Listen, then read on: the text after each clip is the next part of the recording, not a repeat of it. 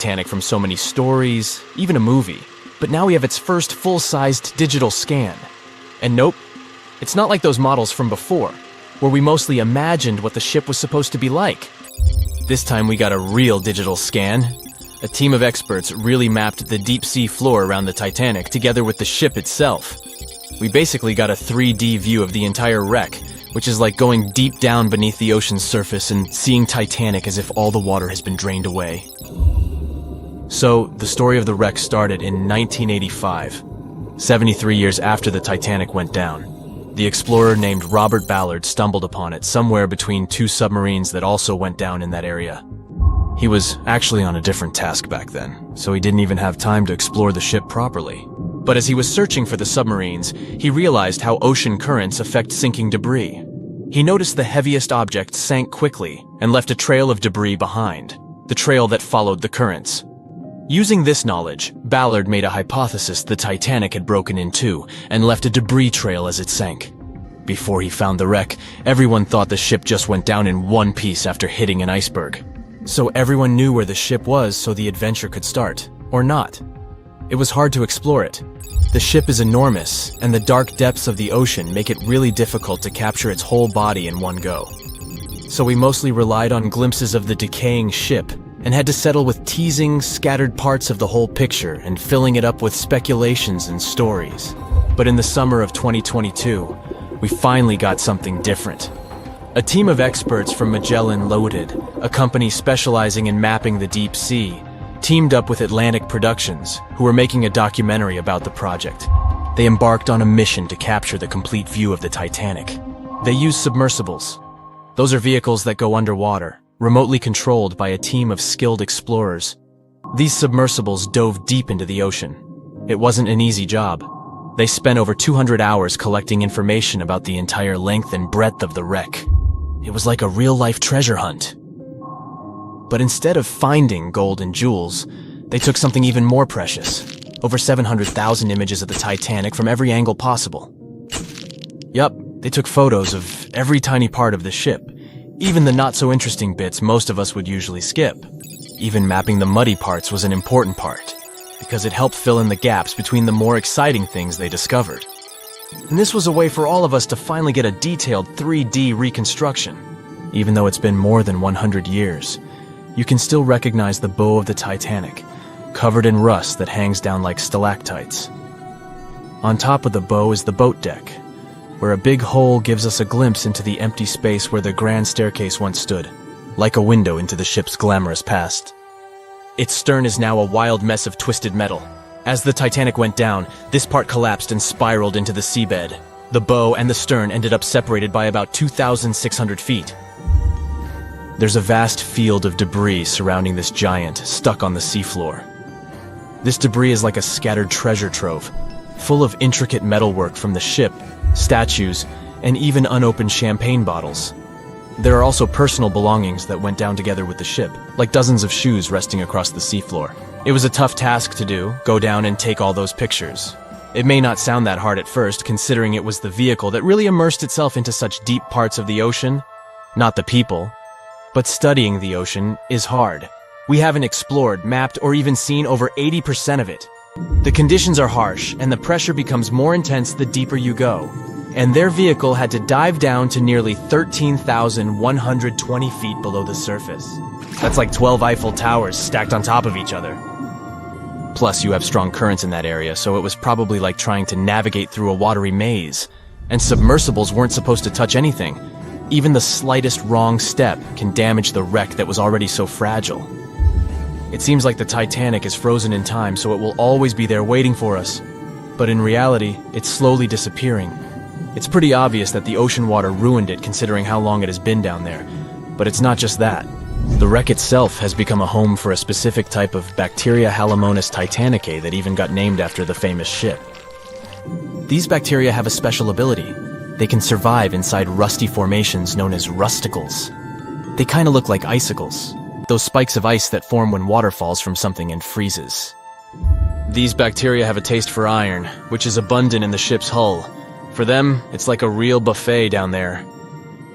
And as time goes by, These bacteria will keep eating away at the iron in the ship, bit by bit, until one day the feast comes to an end and the whole ship is gone. It's like a slow but steady recycling process. So this 3D model we got because of the hardworking team and technology comes at the best time because we never know how much time we have left with exploring the famous wreck.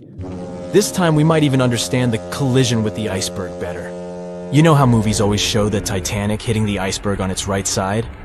Well, we can't even be certain about that. The scans could help us figure out if the ship actually grounded on the iceberg, like getting stuck on it. We can study the stern and analyze how the Titanic struck the seafloor. That will also help us understand what really happened during the sinking. Maybe we'll get a chance to discover if there was really a strong fire that sealed the fate of the Titanic. One theory says that the coal fire had been raging for a whole 3 weeks before the ship even took its first and last trip. And this could have made its hull weaker, which means most of the work was done. The iceberg just delivered the final blow, if there even was an iceberg, as some people wonder. There's an alternative theory they suggested where the Titanic may have actually hit a hidden mass of pack ice instead of a typical iceberg. Pack ice is made up of large sheets of ice that float near the ocean's surface and can be difficult to spot. They believe this pack ice might have drifted into the Atlantic from the Arctic Ocean. According to one professional mariner, Captain L.M. Collins, that stands up with that idea. If the Titanic had struck a regular iceberg, the ship would have sunk much more quickly than it did. And since the Titanic managed to stay on the surface for a relatively long period of time, less than 3 hours, maybe this was a different type of collision. The mariner also said there are differences in what people said they saw when the Titanic sank. He thinks these differences might be because of optical illusions. In this case, when people were looking at the ocean that night, the way the light was reflecting and the conditions at sea might have made things appear closer or distorted. So when they saw something in the water, it might not have been exactly what they thought it was. Whether it was an iceberg or something else. Binoculars might have helped the crew members to spot the potential danger, but unfortunately, they didn't have any. It appears they were locked inside a cabinet, and no one knew where the key was. Have you ever wondered how much of the Titanic is left these days? Now, if you haven't been living under a rock, you probably know that it's been over 100 years since the world's most famous ship turned into a wreck. The RMS Titanic, the world's largest sea liner from the beginning of the 1900s, sank during its maiden voyage, just a few days after leaving port. The ship struck an iceberg on April 14, 1912, taking down over 1,500 passengers of more than 2,200 who were on board the liner at that time. As shocking as this may sound, the Titanic took over 3 years to be built and only 3 hours to sink. And if it were today, the ship would have cost over $210 million to be made. It was last seen on the surface of the Atlantic at 2:20 a.m., and for many decades, that was the last time people saw it. It wasn't until 1985 that the whereabouts of the ship were discovered by oceanographer Robert Ballard, and some parts of the Titanic became visible once again. One of the first discoveries made by Ballard's expedition was that the ship was indeed torn in half before sinking. The early exploratory missions to the part of the ocean floor where the Titanic now lies could only see the hull and the deck of the ship. According to Ballard, the main purpose of these missions was to understand how to preserve the ruins from deteriorating. Another goal was to recover the huge number of personal items scattered along the seabed. The explorer later said the view down there was as shocking as it was emotional. In the field of debris around the wreck, the oceanographer discovered plenty of small objects and personal belongings, many of which he brought back to the surface. There were shoes, some fancier than others. There were pieces of clothing that belonged to crew members, and there were huge propellers. If on the surface they gleamed and shined, on the ocean floor they were embedded and devoured by sand. Ballard pointed out that the area where kitchenware was scattered measured more than a mile in length. There were enough plates, pots, and pans to fill up an entire industrial kitchen. For the first time ever, 3D animation footage reveals exciting images. The simulations show the Titanic's evolution from when she first set sail in 1912 until the state of her ruins today. But simulations weren't enough for deep-sea explorer James Cameron. who envisioned traveling to the heart of the wreck for the first time ever in the history of the ship. Yep, the same James Cameron who happens to be the director of a very famous movie about the ship. He has now dived 33 times to visit the wreck of the Titanic. Here's some fun trivia for you. The director says that his true passion has always been the ocean, and that ever since he was a kid, he wanted to study the sea. Directing, let's say, just happened to be his day job. And when the possibility of directing Titanic appeared, he said yes, just so that he could go and check out the ruins of the ship in real life. Now back to the wreck.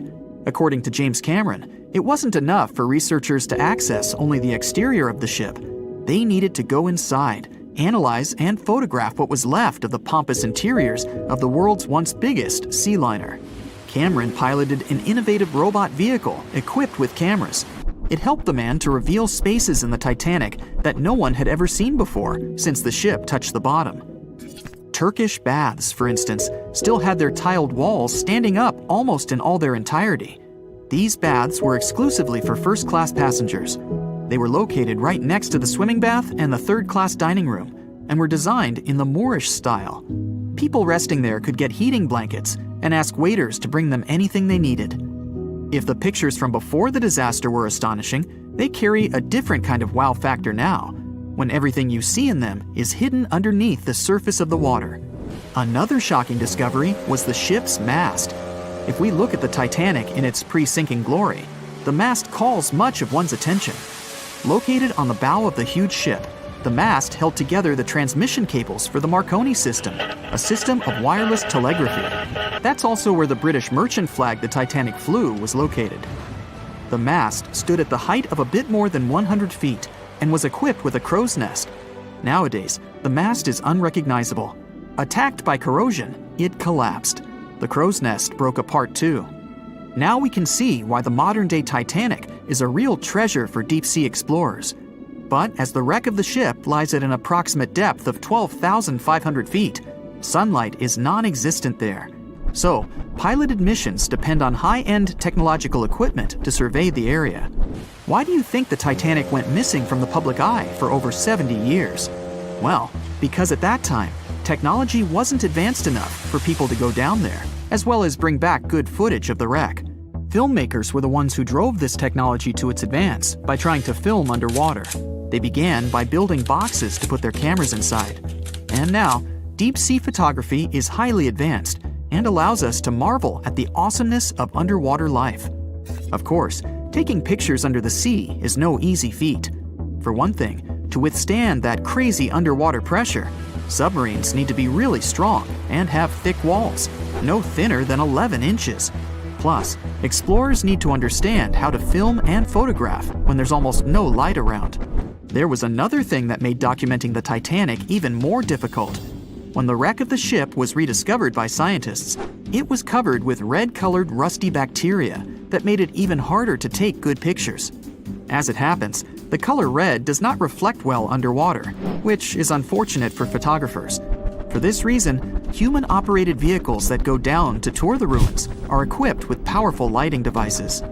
When you see some parts of the ship from afar, they look as if reddish-brown wax has been dripping all over the Titanic's ruins. But in reality, these icicle-shaped structures are colonies of microorganisms. When the ship sank, it brought down with it an enormous amount of bacteria that hadn't existed at the bottom of the ocean before. But now, these bacteria, together with the extreme conditions at the bottom of the ocean, have turned into a disastrous combination for the ruins of the ship. These red colonies of microorganisms actually feed off of iron and steel, which is basically all that is left of the Titanic.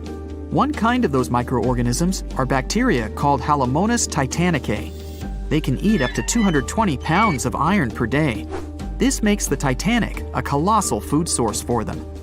There have been lots of speculations regarding the life expectancy of the ship's wreck after researchers discovered this bizarre rust. But according to Cameron and his research team, the Titanic isn't going to disintegrate anytime soon. In one of the latest expeditions down to the wreck, a piloted vehicle was funded to identify specifically one stateroom. It belonged to a very important passenger, Sir Benjamin Guggenheim. Yes, just like the museum. Guggenheim was the son of a mining magnate and a member of the elite group that boarded the transatlantic journey of the Titanic. Born in Philadelphia, Guggenheim was traveling back home to the US, but as we all know, he never made it to his final destination. For the price that ranged from 400 to 800 pounds back in 1912, the equivalent of 84,000 pounds nowadays, one could book accommodation that was called a stateroom. Staterooms on the Titanic were the most luxurious kind of first-class rooms. They were located on the B or C decks and were decorated in more than 11 different styles, ranging from Jacobean, Georgian, Italian Renaissance, and the list goes on. These rooms were filled with carved paneling and marquetry made from exotic and rare kinds of wood, such as mahogany, oak, and so on. Guggenheim occupied one of these luxurious rooms, and 100 years later, one of his descendants funded an entire mission just to locate the precise stateroom the man stayed in. This expedition turned into a documentary for National Geographic, and they did manage to identify which stateroom was Guggenheim's, so kudos for them. At 11:40 p.m., the Titanic made contact with an iceberg in the North Atlantic Ocean. Many artifacts were found and restored, like parts of the ship, jewelry, and dining plates, to name a few. It took approximately 3 hours for the ship to be completely submerged in the remote icy water. The night was cold and very much alive. The orchestra was playing music as they enchanted the guests on board. Everyone was excited to arrive in America. It was still considered an amazing feat for a ship to cross the Atlantic back in 1912. But as the day went ahead, there was an atmosphere of impending doom for the captain and his crew. No one else felt it though. It seemed to them nothing could possibly go wrong, and this would just be another regular night. To them, the Titanic was unsinkable. The last thing on your mind when thinking about the Titanic is the mail crew. Yes, there were mailmen on board delivering mail to America.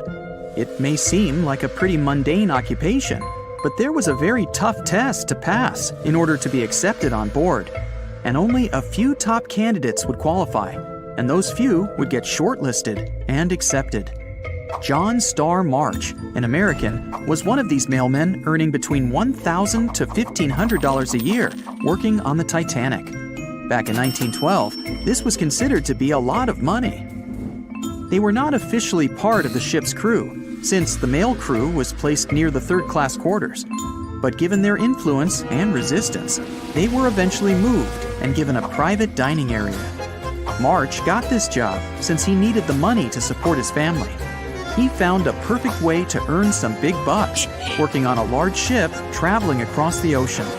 He was 51 at the time and came from New Jersey. Sadly, he was on board when the ship sank and didn't make it. But they recovered a pocket watch that gives us a little insight into what happened that fateful evening. It's a gold case engraved with filigree and had a caption saying it was made by the Elgin National Watch Company. On the surface, you'd think this would just make a pretty cool antique sitting over the fireplace, but there are some unusual details about it. There are obvious signs water seeped beneath the glass, and the black arms of the watch indicate the time to be exactly 1:27. It leaves us wondering why the clock stopped at this precise hour. What was the owner doing? The mail clerks were operating a fully functioning and efficient mail sorting facility on board the Titanic. This wasn't something you'd come by often on a cruise ship, since typical ocean liners use closed mail bags to transport the mail from one port to another. But the mail sorting facility on the Titanic allowed passengers to send out postcards whenever the ship docked in transit zones in Ireland and France. According to reports, people started heading back to their rooms at around 11 p.m., but some of them were still hanging around and enjoying their night. The 5 mailmen were celebrating a colleague's birthday in their separate dining room. 5 minutes before impact, crew members spotted the iceberg and rang the bell 3 times as a warning that something was ahead of the ship. They gave orders for the Titanic to move left, or, as they say in the biz, hard a starboard, to make the engines reverse. It was not enough to avoid the great impact. At 11:40 p.m., the Titanic struck the iceberg, and disaster erupted on the inside. Not just water seeping in and ultimately sinking the ship, but panic and chaos among the passengers and crew members. Captain Smith reached the deck and was informed that the Titanic had hit an iceberg. And at the same time, the mailroom began filling with water. We know that the 880-foot ship was completely submerged at around 2:20 a.m., with 706 survivors. The time between the impact and the sinking was really eventful. At midnight, they started getting the lifeboats ready for the passengers to evacuate. Orders were given for women and children to board the safety boats with some crewmen to guide and operate them. The problem was that the 20 safety boats available could only host 1,178 people out of the total of more than 2,200 passengers on board. March and his colleagues began sorting out the mail. There was chaos in directing and ordering around. With each second passing, icy cold water was filling the ship. 15 minutes after midnight, Captain Smith ordered his crew members to send out a distress signal. Even though SOS was established earlier than the Titanic, many others used CQD. The CQ stands for General Call, and the D is Distress. The Frankfurt was too far away to help, even though it was one of the first to respond. Even the Titanic's sister ship, the Olympic, responded, but it also was too far away. At 12:20 a.m., the Carpathia received the urgent message and redirected from its original course to help them out, even though they were 58 nautical miles away. Although this was some relieving news, the water kept seeping in at an alarming rate. It wasn't easy to keep everyone calm, knowing that the ship could be underwater in a matter of hours. At this point, many passengers were already on board the safety boats, waiting to descend into the water. The musicians on board began playing music for the ones still waiting. At first, they were playing in the first-class lounge, and then they moved to the deck. There's a debate on how long they were playing for and what song it was. None of the musicians made it out. The 5 mailmen on board were also doing their duties while the ship was sinking. According to a ship officer, the mailroom was already covered in water above the ankles, and the mailmen were busy trying to save as much mail as they could. March was one of them. There were bags of mail floating around. They started with the registered mail. Witnesses of the Titanic sinking reported the mailmen were putting bags of mail on the deck to keep them from getting wet until help arrived. They also mentioned bags of mail were floating about in the freezing water. It wasn't until 12:45 a.m. when lifeboat number 7 on the left side of the ship was lowered onto the water. Even though it had room for roughly 65 people, only 27 people were inside. Many of the safety boats carried fewer passengers than their maximum capacity allowed. The crew were worried that the boats would capsize if so many people were on them. Some reports suggest that some people even refused to board the safety ships, sticking with the claim that the Titanic was unsinkable. At the same time, they fired up one of the 8 distress rockets in the air, but it didn't get them any help.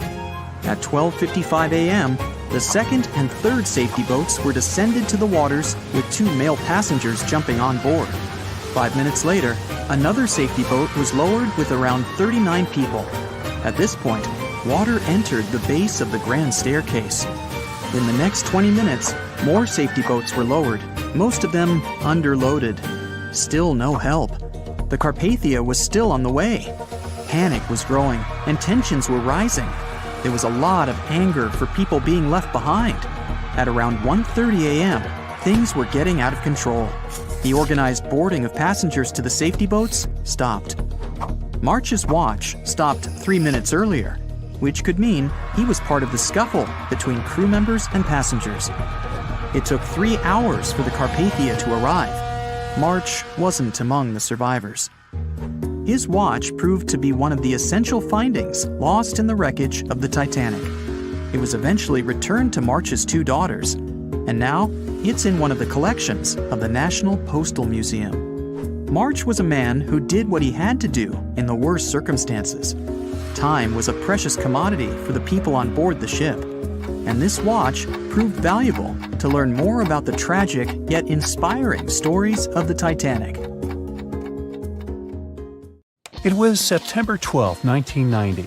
In those times, way before instant messaging and Zoom calls, a little girl was looking for pen pals. Zoe was aboard a ship from England to Belgium on vacation with her parents. She was only 10 years old at the time, but was a very clever schoolgirl. She took a piece of paper and started putting some words together. She introduced herself, then wrote about how she liked ballet and playing the flute and the piano. Of course, she couldn't help but mention her two adored pets, a little hamster she called Sparkle and her fish Speckle. She also put down the address at which she could be reached in case someone was interested in writing back to her. But alas, she was at sea. Who could she send this message to? An interesting idea came to her mind. She carefully placed her letter in a plastic bottle, tightly closed the lid to protect it from the water, and threw it into the sea. The little girl's excitement faded away over the years as she didn't receive a response. Maybe the bottle got stuck somewhere. Maybe it was swallowed by some big, scary sea creature. Or maybe the water actually poked through the plastic cap and destroyed her message. Many years later, on Christmas, a letter for Zoe was received at her parents' house under her maiden name. The postage signaled that the message was from Europe. It was from a Dutch couple, Piet and Jacqueline Leteau, who had found her delicate bottle and were very considerate to write back. They pointed out that they had found the letter among the debris thrown at the shore by the sea. Zoe's letter had been stranded for a staggering 23 years at sea and traveled for more than 350 miles to reach its final destination near Rotterdam in the Netherlands. That's quite a voyage for a small plastic bottle. A story similar to that of Zoe is the strange connection between two little boys. A little German boy named Frank Uzbek was on a boat traveling to Denmark when he got the same idea as Zoe. He was 5 years old at the time he put together a message and threw it into the unknown. The year was 1987. He got his response years later when he was 29. His letter, just like the one Zoe would send a couple of years later, had been at sea for 24 years. His message was found by a boy named Daniel Korotkin while he was on a walk with his parents on the Koronian Spit near the Baltic Sea. Daniel was lucky that his father knew enough German to translate the message. The unlikely friends eventually met via video call in 2011. Not all message-in-a-bottle stories have been explained away. In 2013, a Croatian surfer came across a damaged bottle while near the Adriatic Sea. The message it contained dated back to 1985, and it was from a man named Jonathan. The sender was eager for his letter to reach a woman named Mary, and he also expressed his keenness for her to respond. Since the letter was supposedly sent from Nova Scotia, the bottle had to have traveled a mind-boggling 3,700 miles. The message went from the Atlantic Ocean, entered the Mediterranean Sea, and reached the Adriatic shores in Croatia. The identities of neither John nor Mary were ever discovered. There are also messages in a bottle with wonderful love stories to share. This was the case for Ake and Paulina Viking. When Ake, a lonely Swedish sailor, placed a letter in a bottle and threw it in the Mediterranean Sea, he had no idea the piece of paper would eventually reach his future wife. This was in the early 1950s. The bottle was found by an Italian man who was inspired enough to give it to his niece, Paulina. After a year of back-and-forth letters being exchanged, Ake and Paulina eventually met and got married. Having decided to share their story with the world, they became somewhat of a celebrity couple for the time. They even shared video footage of their wedding with the world, and their story was featured in a bunch of newspapers. This fortunate event started a movement between young people looking for love, increasing the number of messages being thrown out at sea in search of a fairy tale ending. Not all the stories that started out like this eventually worked out, though. In 1945, an American named Frank Hayostak placed a similar message to that of Ake's in a bottle and threw it in the waters. Almost a year later, his letter was found by an Irish woman. Her name was Brenda O'Sullivan. Their years of correspondence soon caught the attention of the media at the time, but their friendship never flourished because of the added pressure. They eventually met in person when Frank traveled to Ireland, but he didn't stay for long, and they eventually got out of touch with each other. After Titanic met its strange ending, many bottles containing secret messages started to surface. Almost all of them proved to be counterfeited, apart from one letter. Years after Titanic had sunk in the icy Atlantic waters, a bottle was found on the Irish shores. It was supposedly from a man named Jeremiah Burke, and to this day, it is considered to be the only genuine message in a bottle originating from Titanic. The piece of paper simply stated the sender's name and the location, the Titanic, accompanied by the word goodbye. Since the date has washed away, it's difficult to estimate whether the note was sent before or after the ship had hit the iceberg. The common understanding is, however, that since Jeremiah was looking to relocate to the U.S., he was merely sending his last symbolic regards to his family and friends back in Ireland. This simple way of meeting and sometimes corresponding with people has turned into a hobby for a man from a Canadian province named Prince Edward Island, located east of the U.S. state of Maine. This man, Harold Hackett, claims to have sent over 4,000 bottles into the Atlantic Ocean since 1996. He also claims to have received many responses from all over the world, including letters from people in Europe, like France and Germany, but also from the Bahamas or even Africa. This unlikely pastime earns him about 150 Christmas cards from his pen pals each year. To this day, he refuses to add his phone number to any of his letters. This way, he ensures that if people ever want to contact him, the only means of doing so is via a written letter.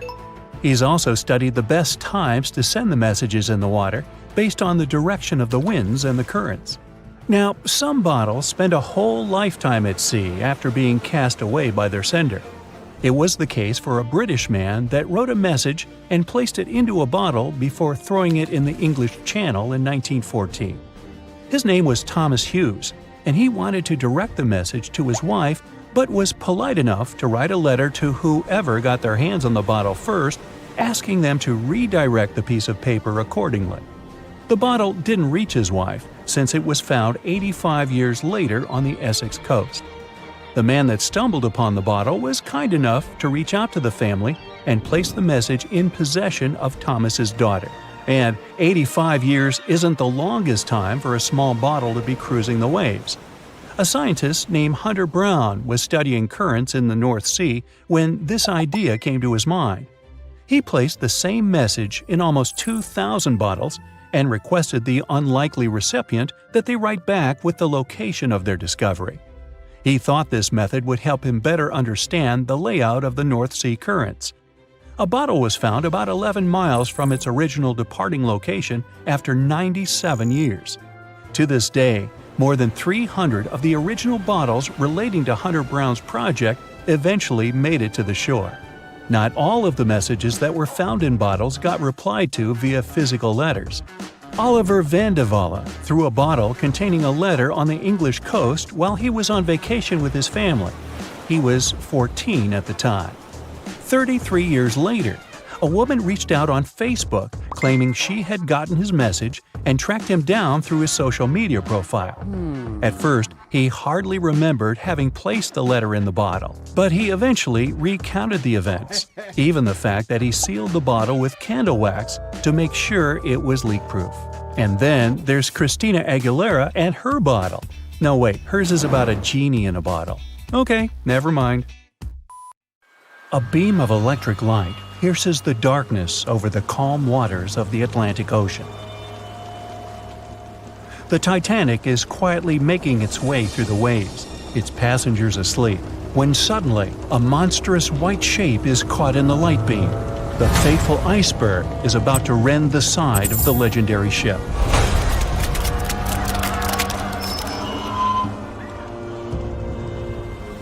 April 14, 1912, only 2 days before someone will take a photo of a giant iceberg with a pretty unusual elliptical shape. It turns out that this iceberg most likely formed out of snow that fell 100,000 years ago. Researchers used computer modeling to figure out its origin. They used data from 1912 and added some new information about winds and ocean currents. They concluded that the iceberg was probably a part of a small cluster of glaciers in southwest Greenland. These days, it's possible to calculate the routes of such icebergs in any given year in the past. So the infamous chunk of ice was on its way from Greenland to an area further south from Cornwall. If the ship had passed through that region only 2 days later, the iceberg would have moved far away from the point where they met. At first, the weight of the most well-known iceberg in the world was 75 million tons.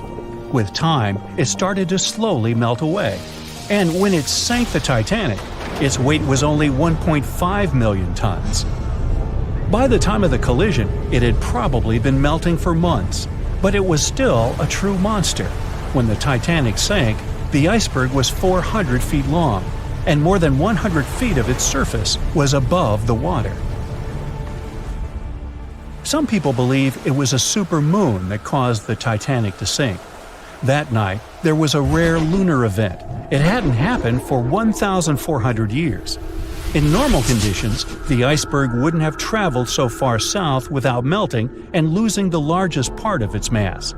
But the supermoon could have been the reason for an unusually high tide that pulled the iceberg away from the glacier way faster than usual.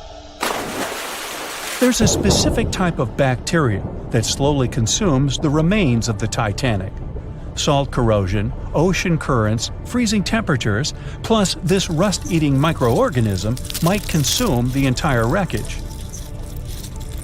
American actress Dorothy Gibson was aboard the Titanic. She survived, and when she arrived in New York, she started filming a movie called Saved from the Titanic almost right away. The movie was released only a month after the Titanic sank, and in the movie, she even wore the same shoes and clothes she had during the actual disaster. The movie was a big success at that time, but the only known copy was destroyed in a fire. 14 years before the Titanic sank, a novella called Futility had been published, and it seemed to have predicted the whole event. The plot centered around a fictional ship called the Titan that sank during its voyage. The Titan was almost the same size as Titanic, and they both went to the bottom in April. The reason was hitting an iceberg, too. Both the real and fictional ships were described as unsinkable, and both of them had the legally required number of lifeboats, which, as it turned out later, were nowhere near enough. We've seen it in the movie, but there were some real-life love stories happening on the Titanic, too. 13 couples even took a trip on the Titanic as part of their honeymoon. One of the couples owned Macy's department store in New York. Once it became clear the Titanic was rapidly sinking, the woman refused to go into a lifeboat without her husband. But he didn't want to join her while there were still women and children who he thought had to go first. Then his wife gave her coat to her maid. She insisted that the maid should get into the lifeboat, and she wanted her to be warm. As for the woman herself, she decided to stay with her husband till the end. Some people believe Titanic sank because of a mummy, not an iceberg. It all started around 1000 BCE with a mysterious woman who lived in Egypt, in the City of Thieves. People knew little about her, but they called her a priestess. Her mummy was put in a wooden sarcophagus and covered with a large lid with the image of her face and some mystical inscriptions. This place had been hidden until the first half of the 19th century, when a group of locals accidentally came across it. They disturbed her peace. No one knows how, but the mummy disappeared that day without a trace. A couple of decades later, a group of rich friends from England traveled to Egypt and found the empty mummy casket with the image of the priestess, whose dark eyes seemed to be looking into the void. They decided to buy it, but the buyer disappeared the same night before he even got the case. All members of the group had some accidents. The casket changed its location a couple of times until it, as some believe, ended up on the Titanic. It took more than 70 years for a robot submarine to find the ruins of this legendary ship.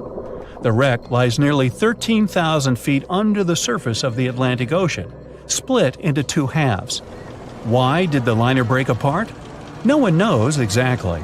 Some think it happened because of the water that got inside when the ship collided with the iceberg. The pressure was so powerful it separated two parts of the vessel, starting with the ship's bottom structure. Others say it was because of the hull rivets.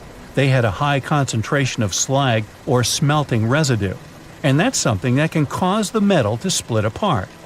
The ship generally had many flaws, starting with the design. The watertight bulkheads weren't completely sealed on top.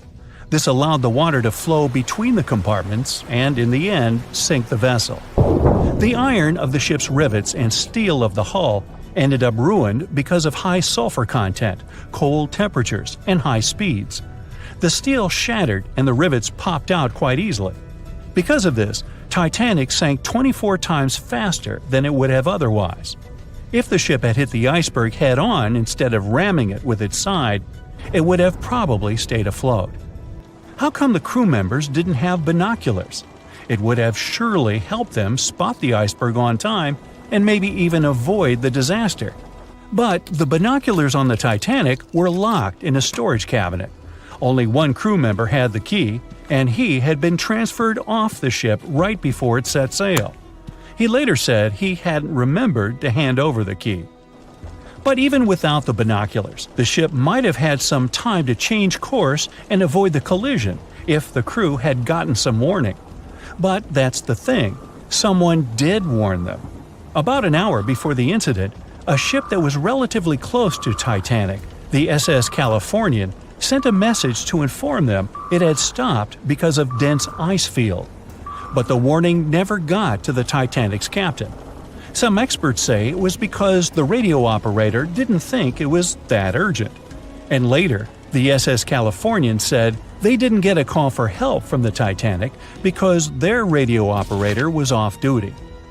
Some say the crew on the Titanic couldn't spot the iceberg on time because of an optical illusion. Atmospheric conditions that night probably caused super refraction, which could have camouflaged the berg. After all, no one actually saw the iceberg until it was too close to the ship to somehow avoid the crash. Not even a whole minute passed between the moment they saw the iceberg and the collision. It was only 37 seconds, and it took Titanic 2 hours and 40 minutes to disappear below the ocean's waves.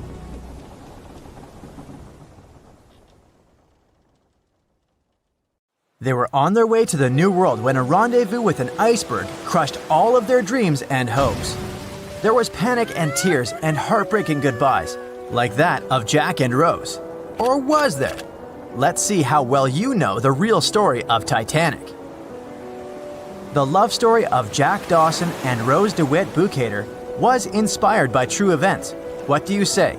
Is it a myth or a fact?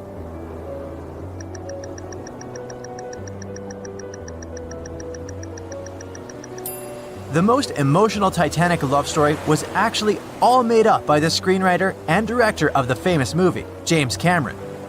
Some passengers featured in the movie were real though, and by a mere coincidence, there was a J. Dawson on board. His name was Joseph, not Jack, and he worked as a coal trimmer. The most expensive object lost with the Titanic was a painting by Pablo Picasso. What's your take on this one?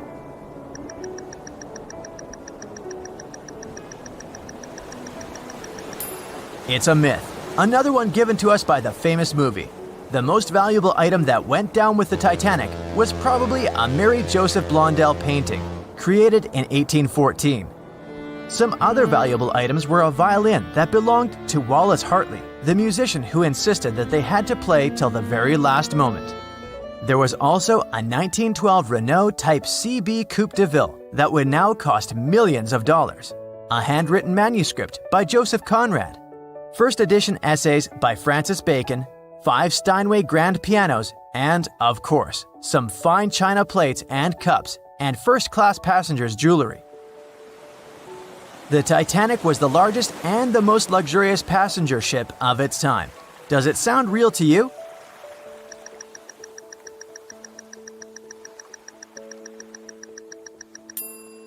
Yep, it's totally true. In April 1912, the Titanic was the largest ship ever built. It was 882 feet long and had a maximum passenger capacity of 2,435 people. That's not a lot compared to the largest cruise ship of today, the Symphony of the Seas. It's just a bit longer than the Titanic, but has more than double the passenger numbers. And yes, no other cruise liner has probably beaten the Titanic in terms of luxury to this day. It costs more than $200 million to build in today's money. The tickets were also quite expensive. Duh! First-class tickets ranged in price from $1,700 in today's money for a berth up to $50,000 for one of the 2 parlor suites. Second-class tickets were $700. Third-class passengers had to pay between $170 to $460. Most of the passengers of the unsinkable ship managed to survive. True or false?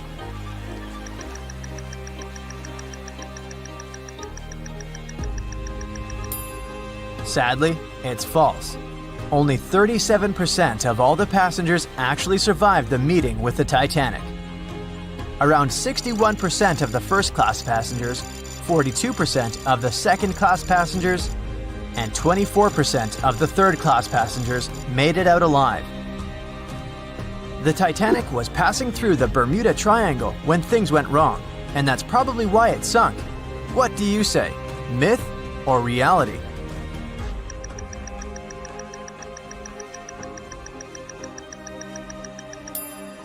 It's 100% a myth.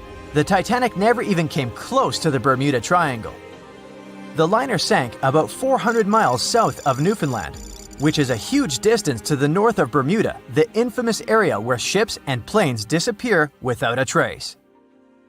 We might have the moon to blame for the sinking of the Titanic. True or false?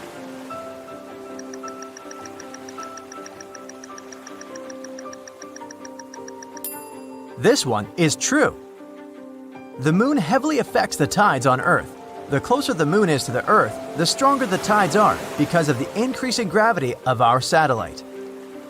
Back in 1912, the moon was so close it made several glaciers in Greenland break apart. Massive chunks of ice that broke off from the glaciers started floating south.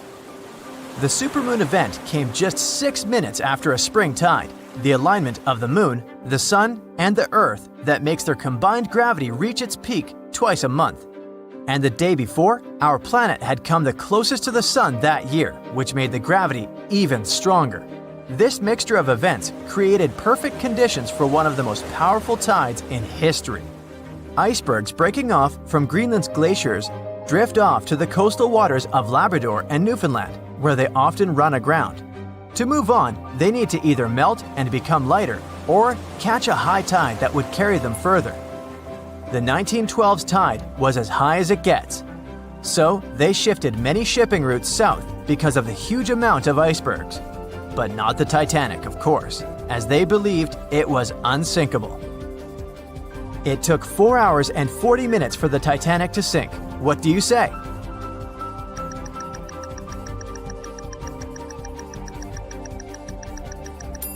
It's false, and if you're a Titanic expert, you definitely know it was actually 2 hours and 40 minutes. And this was slow enough, given the damage caused by the iceberg. It didn't sink faster, thanks to the ship's construction. There were 16 watertight compartments in the lower part of the ship. They worked as a lifeline. When the iceberg crashed into the hull, it broke into 6 boxes. The Titanic could have stayed afloat only if 4 compartments had been damaged. Water filled the first 6 compartments within 1 hour. During this time, the ship tilted slightly to the right side. Then, water began to flood the 7th box when all 6 boxes were filled. And from that moment, the sinking rate was growing with every second. The ship's bow sank under the water, and then the stern filled up. One of the leading reasons for the Titanic tragedy was signal rockets. True or false? What's your take on it?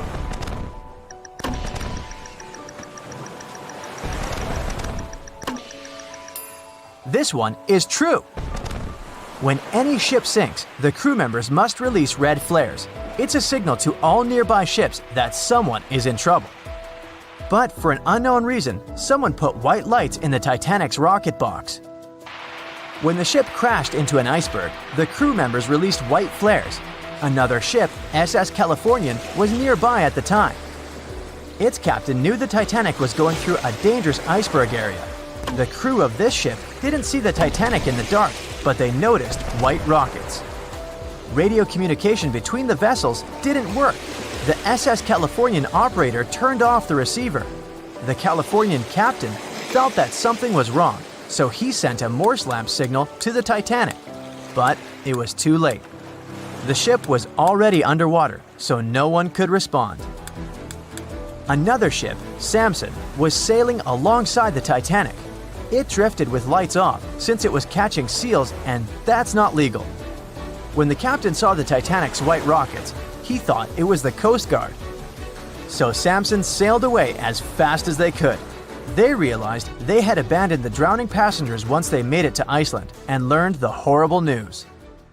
In 1996, one expedition managed to raise the Titanic from the ocean floor. Do you believe it?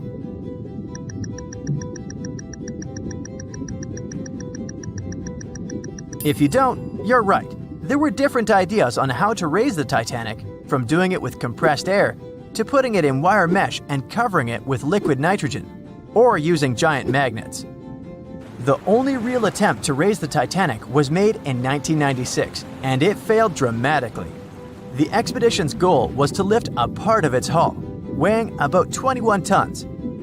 It would still have been the largest piece to see the sunlight again, if the operation had succeeded, that is. They lowered 4 large bags filled with diesel fuel to the bottom of the ocean and attached them to the hull plate. Then, the fuel bags were released and they started lifting the pieces on their own. The plate was about 200 feet below the surface when the weather got rough. The expedition members decided to tow the part to calmer waters around 80 miles away. Long before they reached the towing destination, half of the plate broke off and sank to the bottom again. 2 of the lifting bags seemed to have broken loose and the hull went down. The Titanic will most likely crumble to dust halfway up if someone tries lifting it again. So, how many correct answers do you have? Let me know in the comments below. No one could ever have imagined that the unsinkable Titanic would collide with an iceberg, except for one man, William Thomas Stead. Well, not directly, of course. It's not like he jolted out of bed one day, envisioning the fall of the Titanic. Rather, he wrote an empowering short story called How the Mail Steamer Went Down in Mid-Atlantic by a Survivor on March 3, 1886, 26 years before Titanic sank. Okay, let's do a super quick recap. Titanic was traveling from Southampton to New York in April 1912 in the North Atlantic. The ship hit an iceberg, and less than 3 hours later, it was completely underwater. Out of 2,208 people on board, just 706 survived due to the limited number of lifeboats and icy cold water.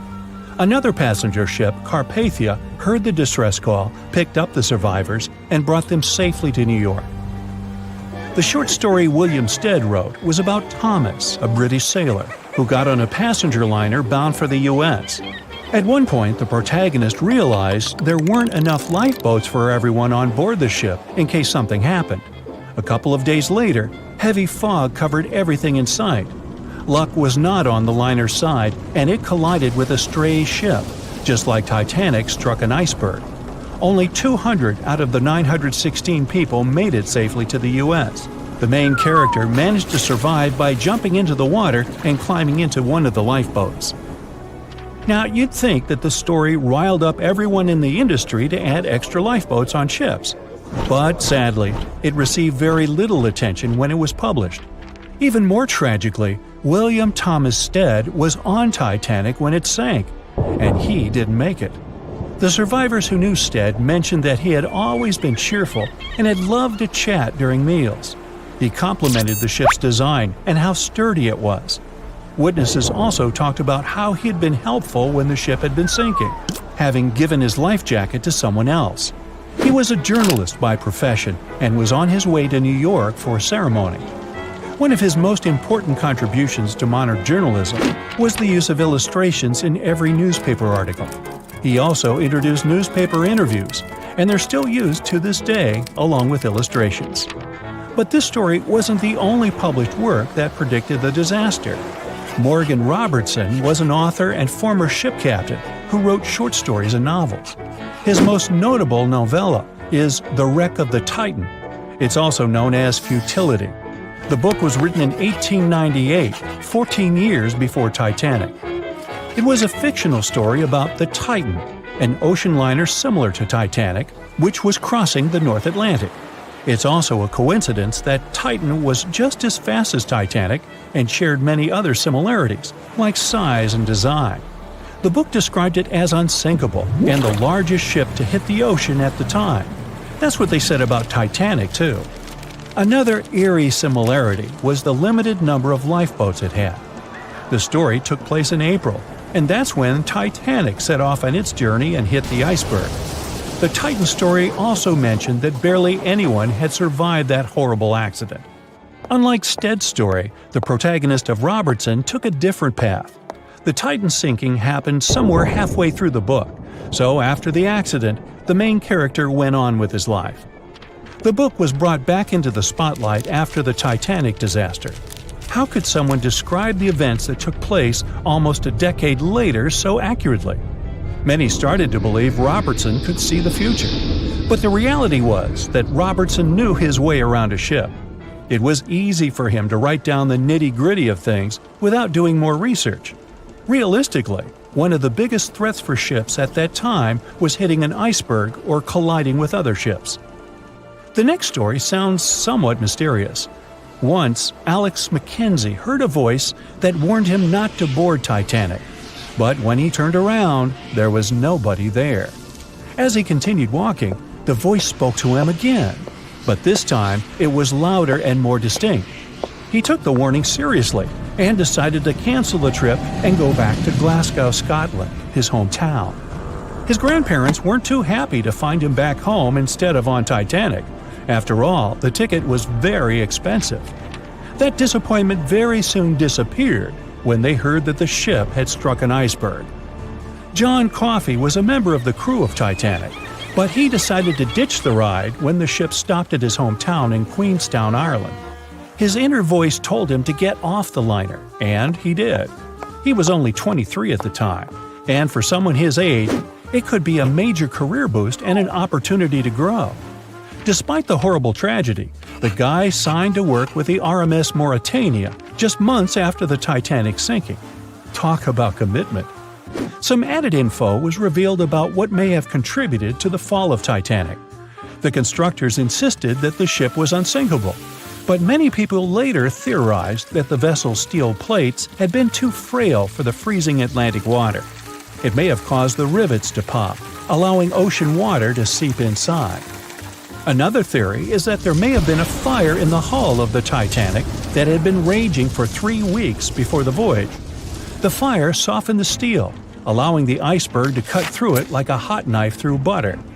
Some pictures before the ship set off on its journey show black marks on the hull, which could have been caused by fire.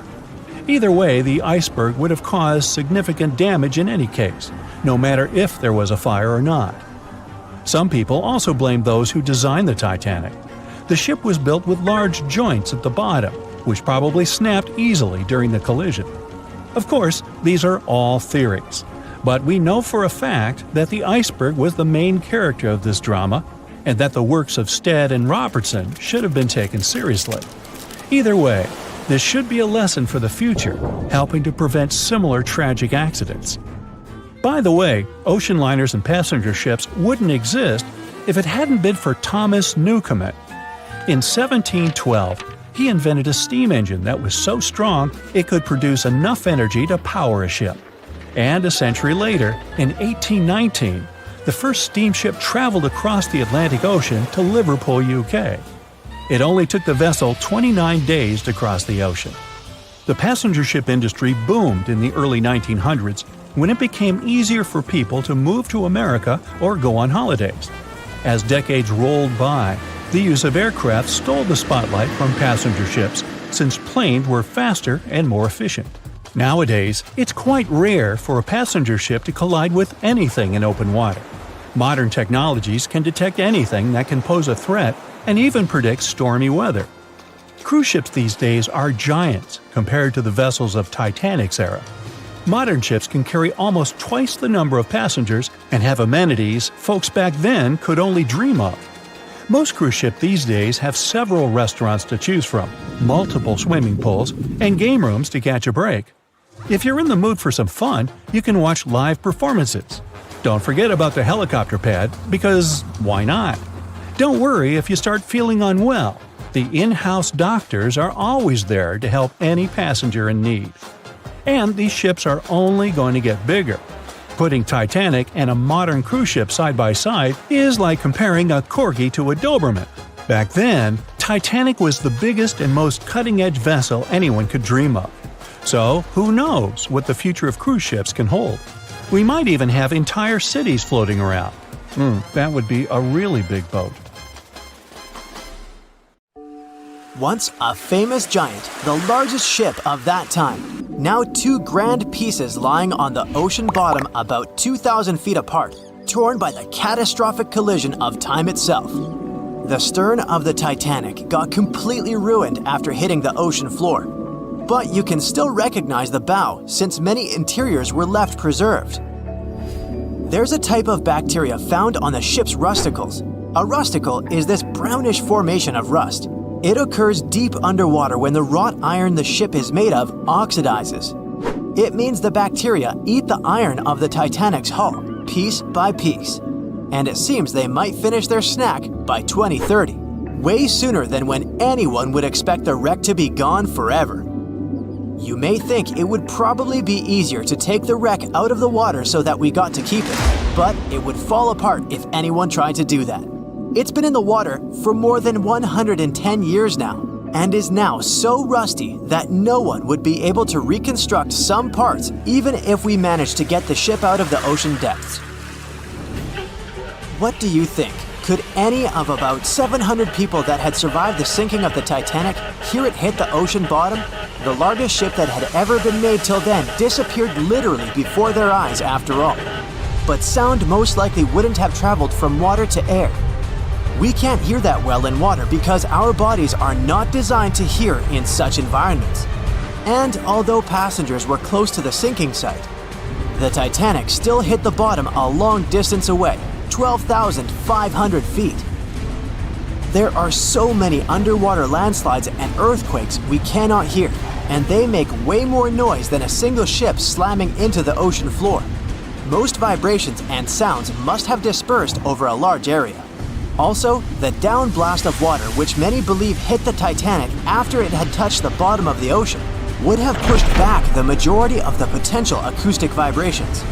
Plus, the bottom of the ocean is not hard enough to produce such loud noises. Many survivors said they had heard terrifying noises as the Titanic was breaking apart, but none mentioned hearing anything after the ship disappeared below the surface of the water. Some survivors shared how chaotic it was when passengers, mainly women and children, were getting into lifeboats. There weren't enough boats, and still, some of them weren't even filled to their full capacity. No one knew how to react properly in such a situation. The lifeboat drill had been scheduled for the morning before the Titanic hit the iceberg, but for some reason, it got canceled. A giant ocean liner everyone believes is unsinkable takes a trip across the ocean. On its way, it strikes an iceberg and sinks. Yeah, we all know how the story goes. But what's scary is that it's also the plot of The Wreck of the Titan, a novel published in 1898, 14 years before the Titanic went to the ocean bottom or was even constructed. In the novel, the Titan, what a scarily accurate name too, didn't have enough life jackets, vests, and lifeboats for all the passengers on board. It was also the largest ship of that time, almost identical in size to the Titanic, and both the Titan and Titanic sank in April. Dorothy Gibson was an American silent film actress. She was also one of the Titanic passengers. She survived the catastrophe. Right after she came to New York, she started filming Saved from the Titanic. The film was released only 1 month after the ship sank. Dorothy was even wearing the same shoes and clothes she had worn when she had actually been on the ship. The movie was successful, but it got destroyed in a fire, so it only exists in memories, like Jack Dawson. Titanic wasn't all alone in the restless waves of the cold ocean near the iceberg it struck. The SS Californian was relatively close. Their radio was shut off for that night though. At one moment, the crew members noticed mysterious lights in the sky. They immediately went to wake their captain up to tell him, but he issued no orders. Some believed it was just fireworks. They never realized it was actually a call for help. The flares crew members of the Titanic sent off to the sky, hoping someone would notice. By the time the SS Californian got the SOS message, it was already too late. Some say a full moon may have been the reason the iceberg crossed paths with the gigantic ship. A full moon may have caused incredibly strong tides that eventually sent multiple icebergs southward, right when the Titanic was crossing that area. Would you dare to taste cheese from the Titanic? The wreck has been under the ocean surface for more than 100 years now. It took more than 70 years to find it. By that time, most of the food that had gone down together with the ship had, of course, spoiled. But it's possible there's still some of it left. Some foods are protected from decay. For example, cheese. The microbes that turn milk into cheese create special conditions to protect the product from spoiling. Multiple things have survived the Titanic. A handwritten letter where a mother and a daughter wrote to the girl's grandma about the amazing journey they were on together. The letter has been around for more than 100 years and got sold at an auction. A battered pair of white cotton gloves was found in the wreck. Musicians on the Titanic played till the very last moment. Sheet music and one violin were found among the wreckage. The bell one of the crew members rang 3 times to warn there was a very close iceberg on their way. A pocket watch that stopped at 1:45 a.m., the time when the ship went under the water. Perhaps one person could have changed what happened on the Titanic.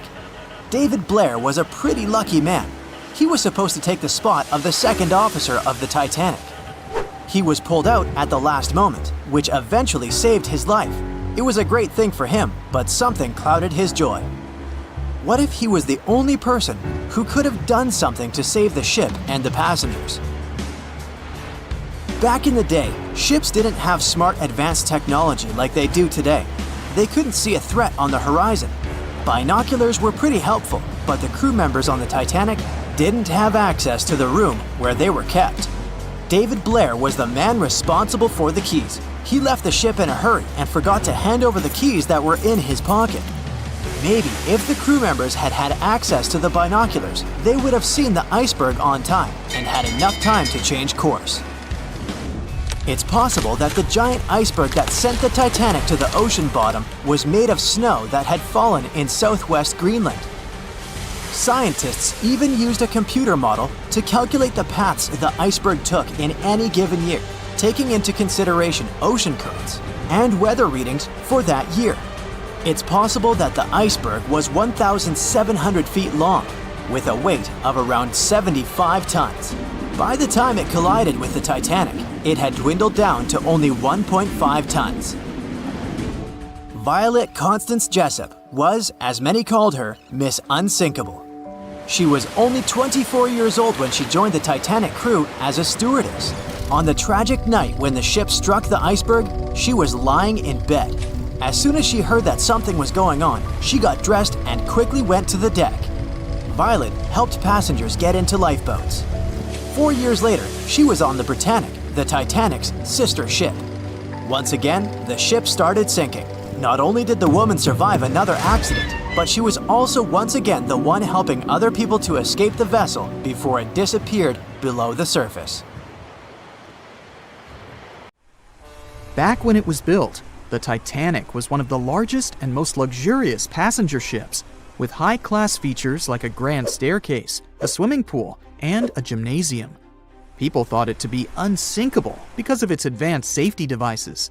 Its tragic sinking on its maiden voyage in 1912 proved it wasn't at all the case. It wasn't until 1985 that the Titanic's wreck was finally rediscovered using state-of-the-art sonar technology. Ever since, thousands of items have been recovered from the Titanic, many of them being put on display or sold for auction. Things like jewelry, a life jacket, a menu from the ship's restaurant, or even a sample square of carpet from the first-class stateroom have all baffled the public and told stories of the many on-board people. Scientists have even tried to come up with strategies to get the Titanic back up. Not because they want to put it up for display, but so it can be properly studied, and more importantly, to stop it from getting more and more damaged at the bottom of the ocean. Some have suggested filling the wreck with ping pong balls to make it float, while others even considered injecting it with 198,000 tons of Vaseline. Another creative solution was proposed, the idea of using a giant claw or scoop to lift the Titanic. Nobody came up with this device. Using 500,000 tons of liquid nitrogen to trap it in an iceberg that would float to the surface was also considered, but all these potential strategies had to be eventually let go, since the Titanic is way too fragile to ever be recovered.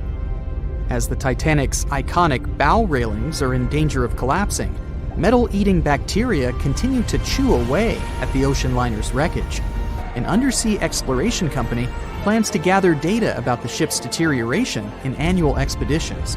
They hope this will help them learn more about the Titanic, and also more about the ecosystem that shipwrecks create.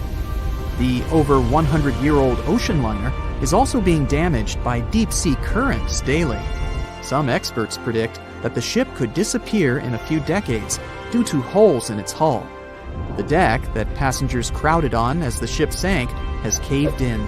The gymnasium near the grand staircase has also fallen in, and a 2019 expedition found that the captain's bathtub, which became visible after the outer wall of the captain's cabin fell away, is no longer there. Those annual expeditions also gather data about the creatures living at the site, including crabs and corals. Surprisingly, many species have only been seen there at the Titanic wreck, so scientists are curious to find out more about them. The most famous out of all these creatures is the Halomonas titanicae. It's a bacteria, and it was discovered on the wreckage of the Titanic. What's interesting about this creature is that it's able to thrive in extremely salty environments. It's also been resistant to several antibiotics, unlike other types of bacteria. It's probably because of this superbacteria that the deterioration of the ship's iron hull happened so fast. The expedition will also look at the debris field and its artifacts. On the site, there are still traces of little personal items like clothes and luggage. One of the most interesting stories about Titanic artifacts is that of the passengers' shoes. Most of the Titanic items that have been lost at sea deteriorated or disappeared completely. But not the shoes. They seem to be able to resist the harsh conditions. On top of that, the leather in most shoes is perfectly preserved, probably because of tannin, a substance used in the tanning process of leather. It helped the shoes resist the damaging bacteria found underwater. All this exploring might have gotten you all excited. If that's the case, I have some good news to share. You might even be able to join the expeditions. To personally explore the Titanic, you have to plan ahead and apply to be a mission specialist with OceanGate, the company responsible for the journey. However, this experience does come with a high price tag of $250,000. Despite the cost, this once-in-a-lifetime experience is in high demand because of the limited spots available. If you can afford the exploration, you will have the chance to collaborate with renowned specialists in marine biology, oceanography, the Titanic, DNA, and the deep ocean. Accommodations and meals on the dive support vessel are also included, as well as training and guidance from specialists before and during the mission.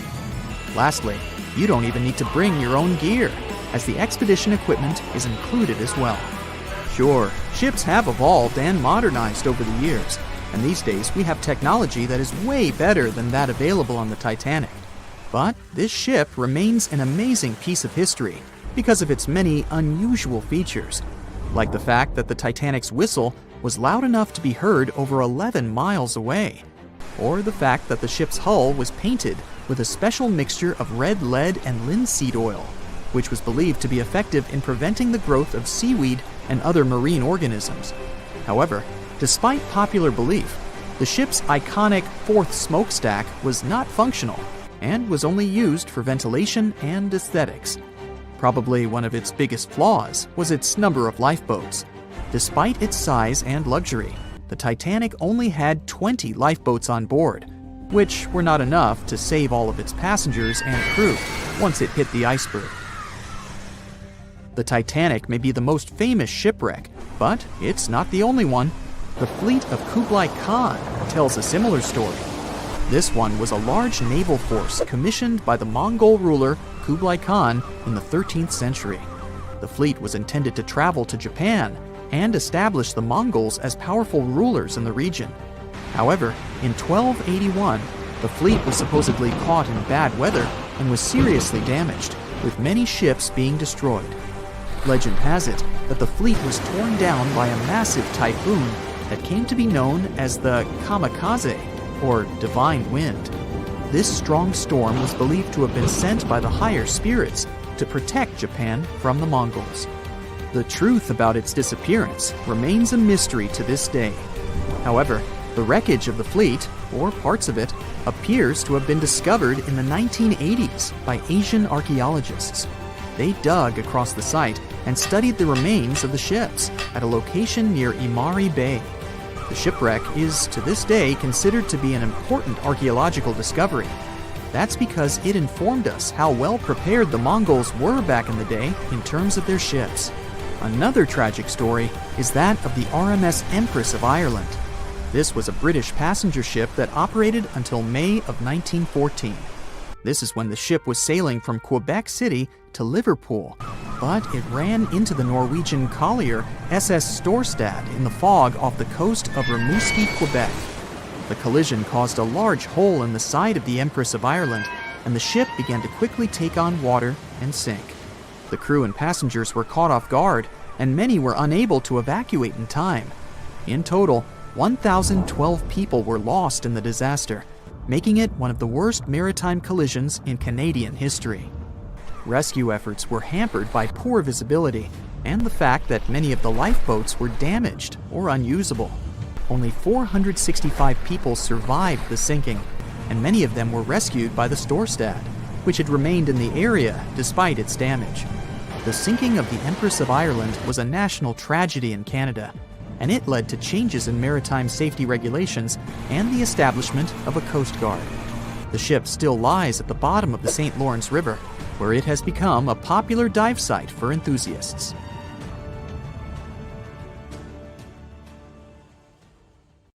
More than 25 million people boarded cruise ships globally back in 2017. It may not seem like a lot, but that's more than the total population of Belgium. It's a great vacation alternative with an added bonus.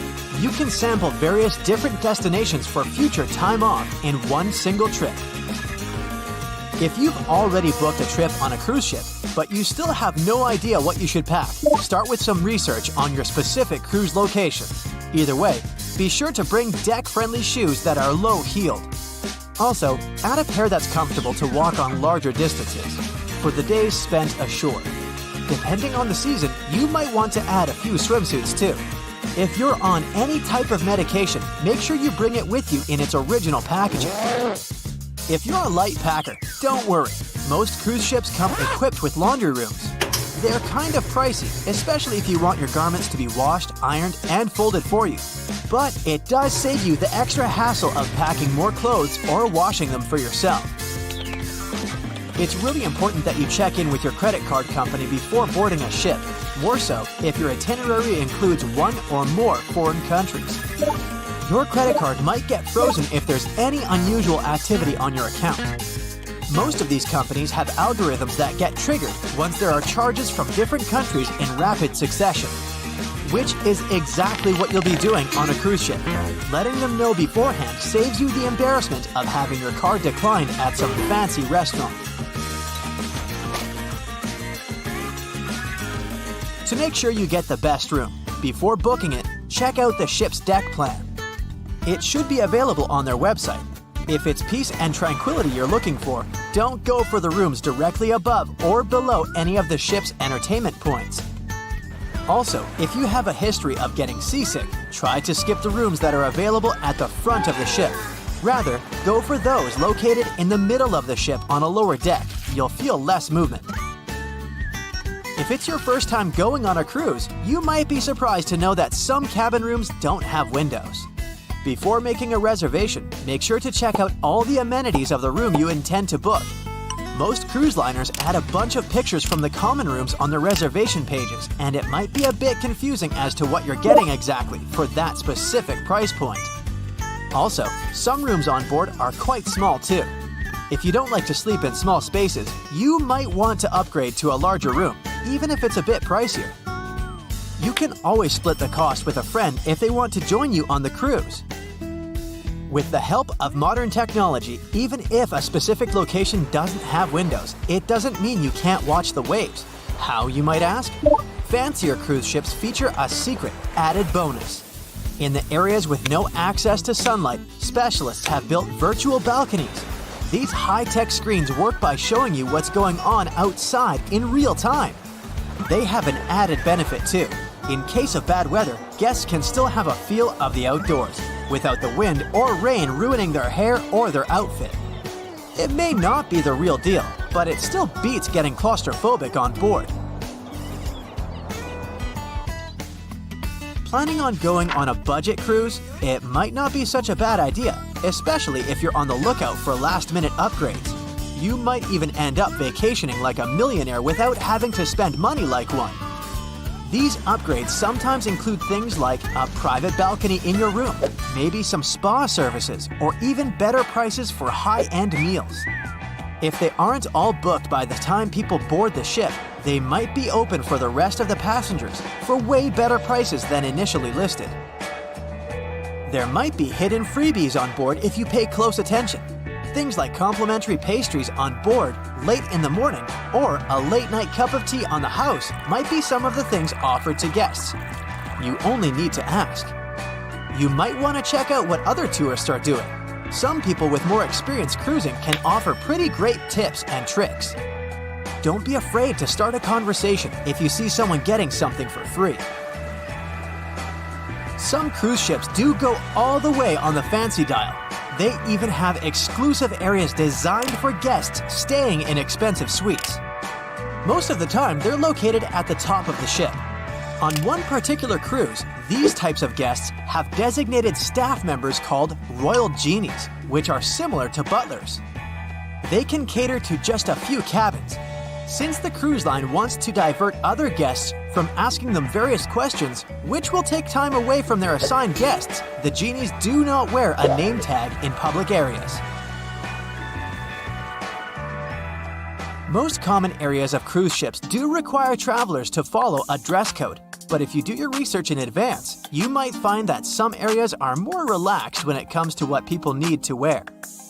Most cruise ships require people to adhere to smart attire, which means pants with a collared shirt for men, or blouses and skirts, dresses, or stylish pants for the ladies. As for the travel destinations, be sure to research the ports you're about to visit in advance. You'll know what to wear, what the weather will be, and if you need to pack anything else, like an umbrella or a beach towel. Stops on cruises only last for a few hours in most cases, so you'll want to get the most out of them. If that specific location includes museums or art galleries you want to add to your checklist, be sure to book in advance so you don't waste time waiting in lines. Some cruise ships even provide their guests with private tours of the ports they're about to visit. Do make sure to book them in advance if this is something you might be interested in, as the list gets pretty full quite fast. Independent tours are a bit more private. You can spend time with your tour guide and even ask more questions. Always remember to put your phone in airplane mode while on board. Most cruise ship horror stories involve cruising newbies that ended up paying thousands of dollars in cell phone charges while on ships, just because they forgot to turn it off. If you're the type of person that can't switch off their phone, be sure to check with your cell phone provider before traveling internationally. Some can provide special plans for limited amounts of time, without extra charges. You'll be free to chat, call, or browse YouTube videos without worrying you'll end up paying a fortune. Most cruise ships also provide you with complimentary Wi-Fi or Wi-Fi packages that can be purchased in advance, which are way more affordable. you can stick to communicating with your friends and family back home via FaceTime or Skype. People that have heard about the Titanic tragedy will always wonder what might happen if something goes wrong while on board. Let's take lifeboats, for instance. The Titanic had a mere 20 lifeboats on board, which were tragically not enough to fit all the passengers after the ship hit the iceberg.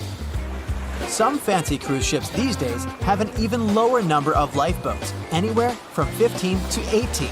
Sounds strange? Well, not really, given the fact that each lifeboat can accommodate up to 370 people. Even the largest ships, which have an estimated capacity of 8,000 people if fully booked, including tourists and staff, are safe in case of an emergency.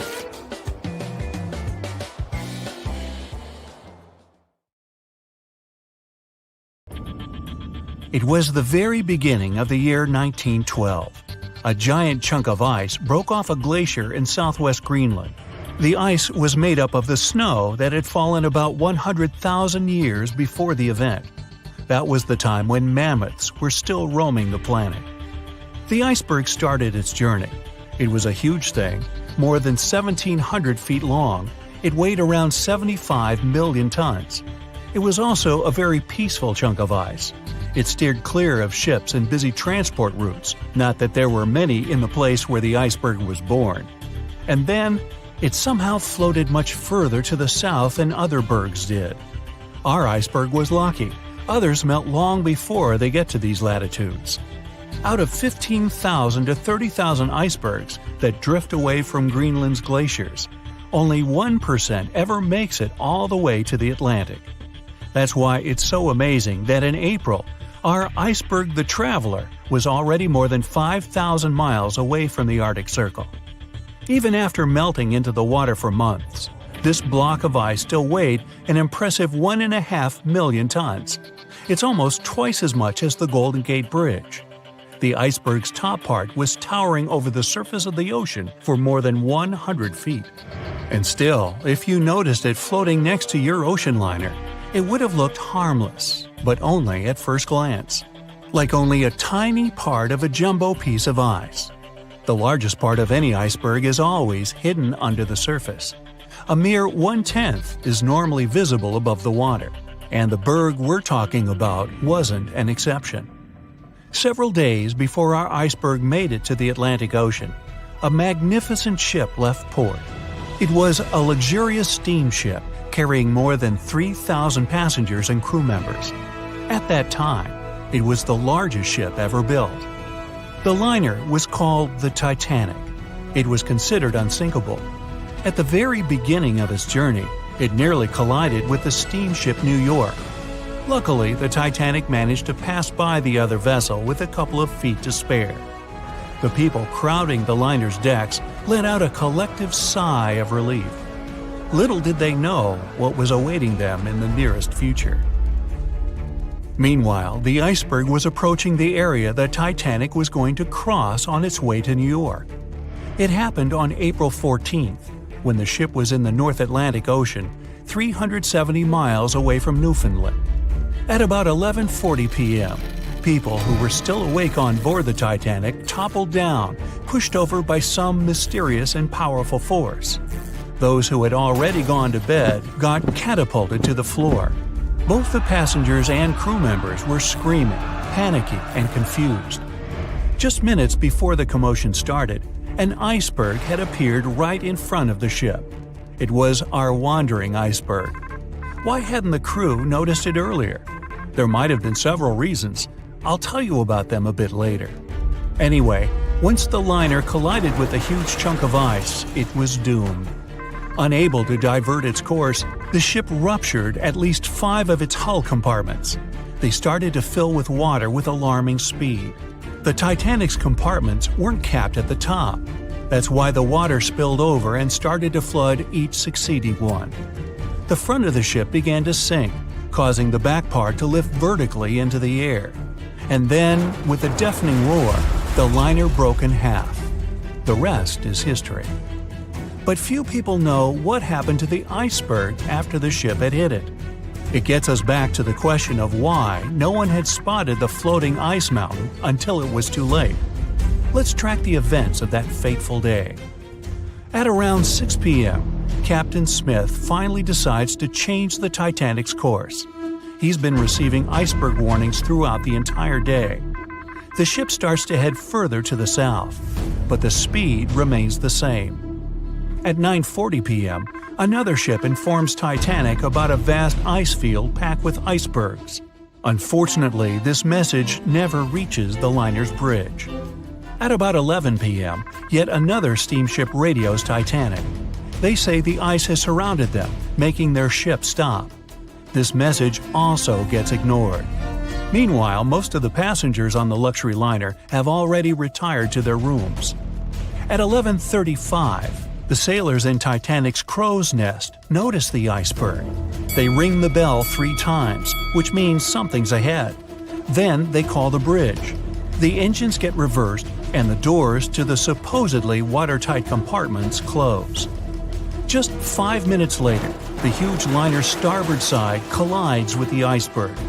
The mailroom begins to fill with water. Soon other reports come.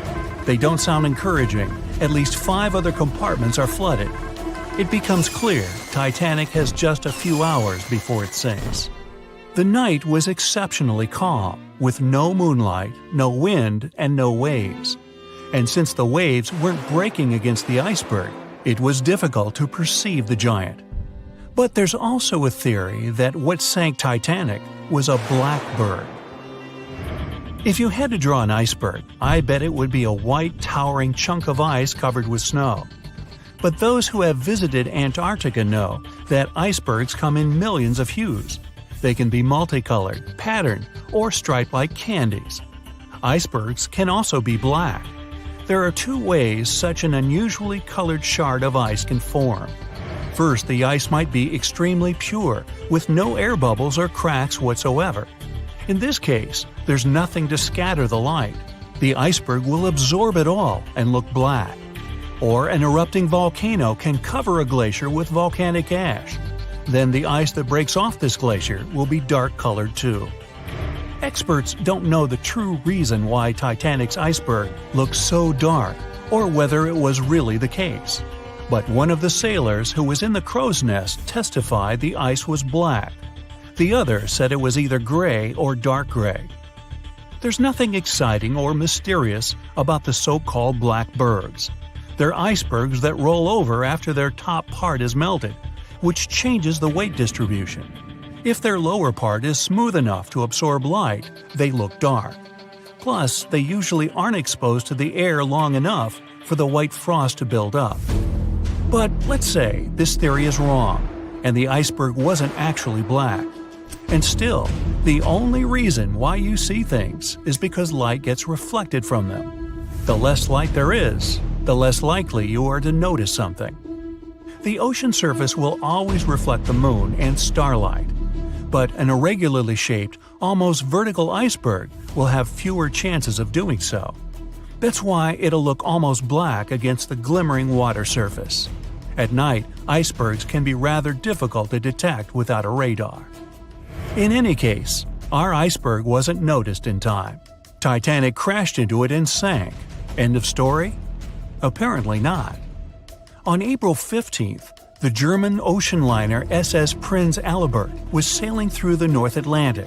It was traveling a few miles away from the place where Titanic had sunk several hours before.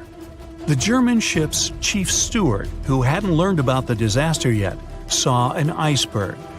What drew his attention was a fairly large streak of red paint going along the iceberg's base. Surprised, the man took a photo of his discovery. He thought the paint meant a ship hit the iceberg during the past 12 hours. The next person who saw the infamous chunk of ice and took its photo was the captain of the vessel used to lay deep-sea telecommunications cables. The ship was sent to help in the area where Titanic had sunk. The captain later claimed the iceberg he had seen had been the only one in that area. Plus, the red paint. It wasn't difficult to connect the dots. In 2015, one of these photos was sold at auction for more than $32,000. And still, Experts are unsure whether the image really shows the infamous block of ice. It might be another innocent iceberg that was floating nearby at that time. Two legendary athletes who shook up the tennis world had the unfortunate luck of meeting on the unsinkable ship Titanic in 1912. Without realizing it, they'd reunite on the tennis court where they'd be playing against each other. Here's how it all went down, twice. Richard Norris Williams was born in January of 1891 in Geneva. Although he was raised in Switzerland, his parents were American. In fact, he was a distant relative of Benjamin Franklin. In 1912, Williams was just 21 years old and was looking forward to his transatlantic trip to the States after being accepted to study history and geology at Harvard. But before his student life started, he had something else planned. He loved playing tennis and was quite the athlete. So he and his father decided to travel earlier than his mother in order to take part in a few tournaments. Williams and his dad took the train from Geneva to head to Cherbourg, France, where they would board the Titanic. On the way, Williams noticed a familiar face in one of the cars. It was another well-respected tennis player by the name of Carl Bear. The two locked eyes for a moment on the train, not realizing that fate was about to align their lives in an incredible way. Bear was 26 years old at the time. He was born in 1885 in Brooklyn, New York. He had already completed his studies at Yale in law. 2 years before boarding the Titanic, he'd taken the bar exam. But you see, just like Williams, he also loved tennis a little too much. He'd already become famous in the tennis world for representing the United States in the 1907 Davis Cup final. But unfortunately, he lost in the doubles final at Wimbledon that same year. But Bear was boarding the Titanic for a more personal reason than Williams. He'd fallen in love with his sister's friend, Helen Newsom, and was planning to marry her. But it wasn't that easy. Her family wasn't in favor of their relationship at all. Helen was from Ohio, and her parents had decided to take her on a grand European trip to separate the couple. But as soon as Carl found out, he rearranged his business schedule and joined Helen. After the European adventure was over, all of them were going to return to America together on the unsinkable ship. Bear was a first-class passenger and was given the cabin C-148, and Williams and his father were first-class passengers in the shelter deck. The tickets they bought for each suite cost 30 British pounds, and to put that into perspective, that equals $4,060 today. A few days after setting off, tragedy struck when the Titanic hit the iceberg. As the situation became clear, panic set in, and people were hastily instructed to get into the lifeboats. Carl Bear wasn't going to leave the side of his love, Miss Newsom, so he went with her and her parents to lifeboat number 5. Now, there was this priority boarding rule back then, that women and children had to go into the boats first. The last lifeboats, if there were any, would be filled with men. Bear and his companions met Bruce Ismay on the deck, who was the managing director of the White Star Line that owned the Titanic. As soon as he saw them, he advised everyone to get into a lifeboat. This way Bear, who seemed like a muscular guy, could row the boat away with the rest of the gentlemen. Unfortunately, Williams had a more difficult evening. He and his father tried to guide as many passengers as they could into the lifeboats. Since most of them weren't leveled, they had to stand on the edge and help the survivors in. As they lowered the last one into the ocean, they made their way to the captain's bridge. At one point, they stood on the deck and glanced at the small lights in the lifeboats gliding in the distance. They were trying to figure out what to do, but the ship was beginning to sink and one of the giant funnels came off, hurtling towards Williams and his father. Desperately leaping out of the way, Williams plunged into the icy cold water. The funnel hit the water nearby, pushing him out further. He eventually found himself clinging onto one of the lifeboats that had been flipped upside down. It was collapsible A. At some point, Williams managed to climb onto the boat and stand on it. He was wearing a thick fur coat and shoes that he removed as soon as he got out of the water. After being in the freezing cold water for a few hours, he and a few other passengers were finally taken into Lifeboat 14. Because they'd been submerged under the freezing water from the waist down for so long, all of the survivors from the collapsible needed medical care immediately. When the Carpathia ship arrived, Williams was taken on board. When the doctor looked at his legs, he was shocked. Williams was feeling sharp pains right below his knees, and his legs were a dark purple color. The doctor told him he'd need to have his legs amputated to save his life, but Williams refused. Coincidentally, Carl Baer was on board as well. Luckily, he was okay. He was helping the other survivors. That was when the two tennis legends finally met. Williams said that Baer had shown him great kindness. He felt more encouraged, so he began taking his first steps on the Carpathia deck. He didn't want his tennis career to be cut short, so he fought through the pain, got up every 2 hours, and walked around to get some circulation going in his legs. As time progressed, so did Williams' health condition. After they arrived in New York, he took some time off to recover completely. 6 weeks later, he was back playing tennis. When the tournaments ended, he finally entered Harvard, and his tennis career thrived. From 1914 to 1916, he became the United States singles champion in tennis.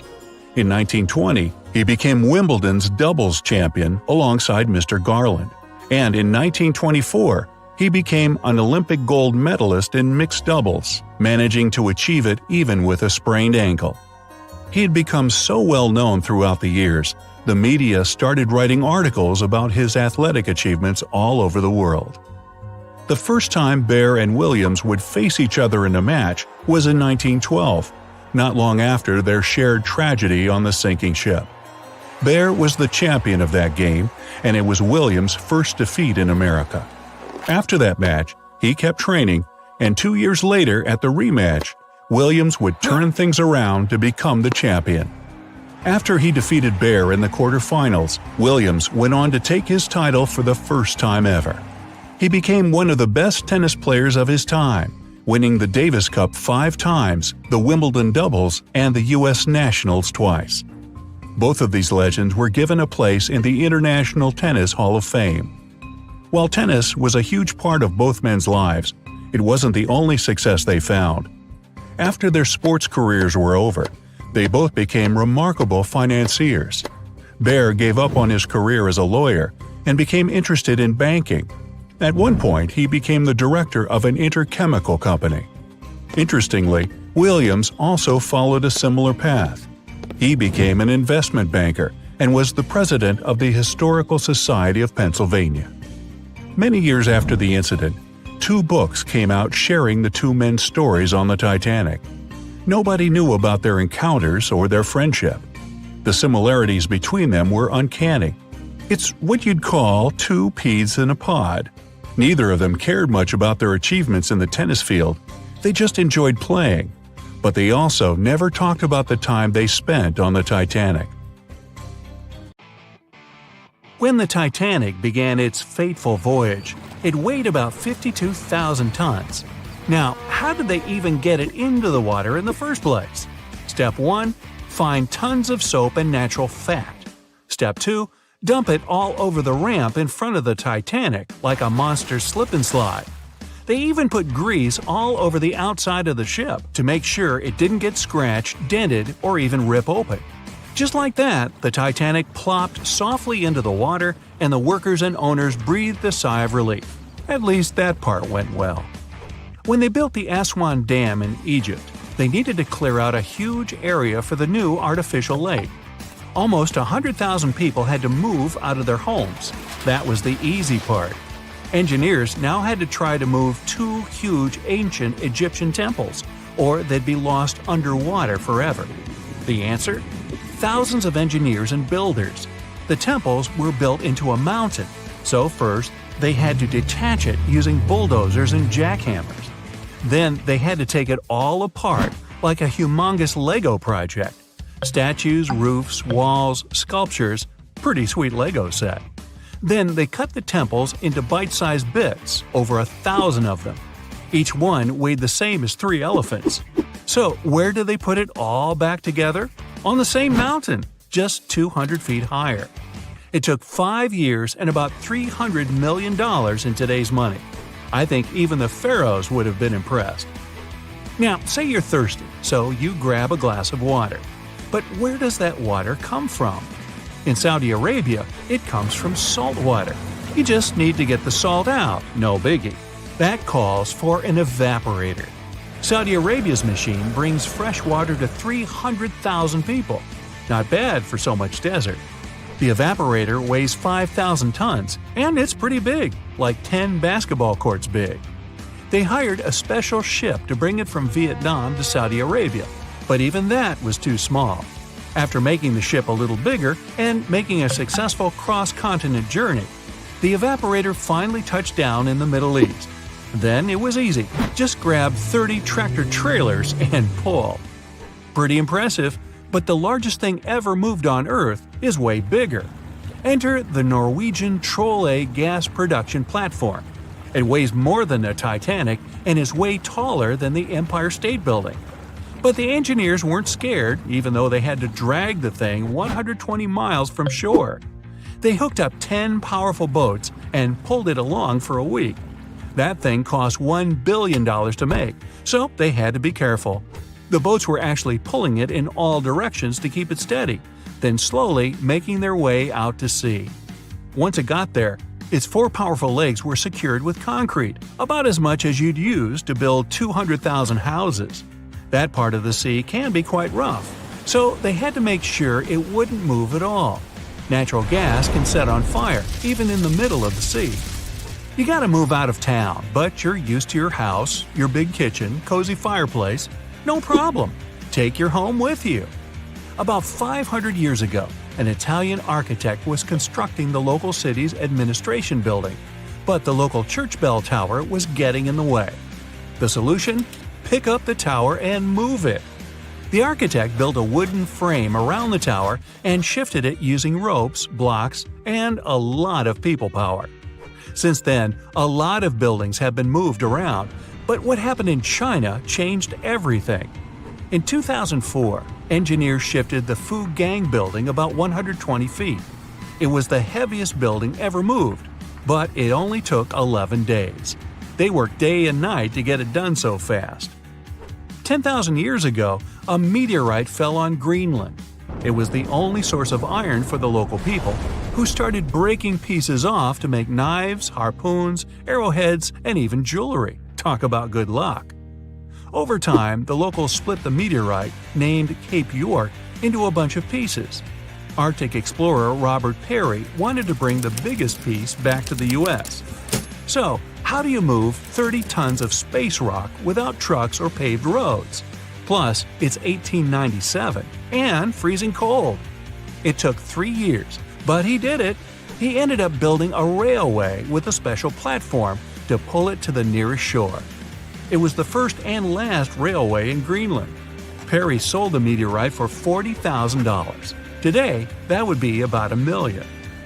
In 2012, artist Michael Heiser erected a 340-ton boulder over the entrance to the LA County Museum of Art. It was called Levitating Mass. Installing it was easy. Getting it there, not so much. They had to use a 290-foot trailer and 6 different trucks. They only drove at night 100 miles through 22 cities. The most insane part, it ended up costing $10 million. The Swedish ship Vasa, built about 400 years ago, was almost a celebrity. People were amazed by its size, beautiful decoration, and gold sculptures. First time out to sea, it sank. Why? A gust of wind. Oops. Anyway, about 80 years ago, they decided to pull it out. One plan was to fill it with ping pong balls and freeze it in a block of ice. But instead, they just tied some ropes around it and used 18 lifts to drag it along the seabed to a shallow area.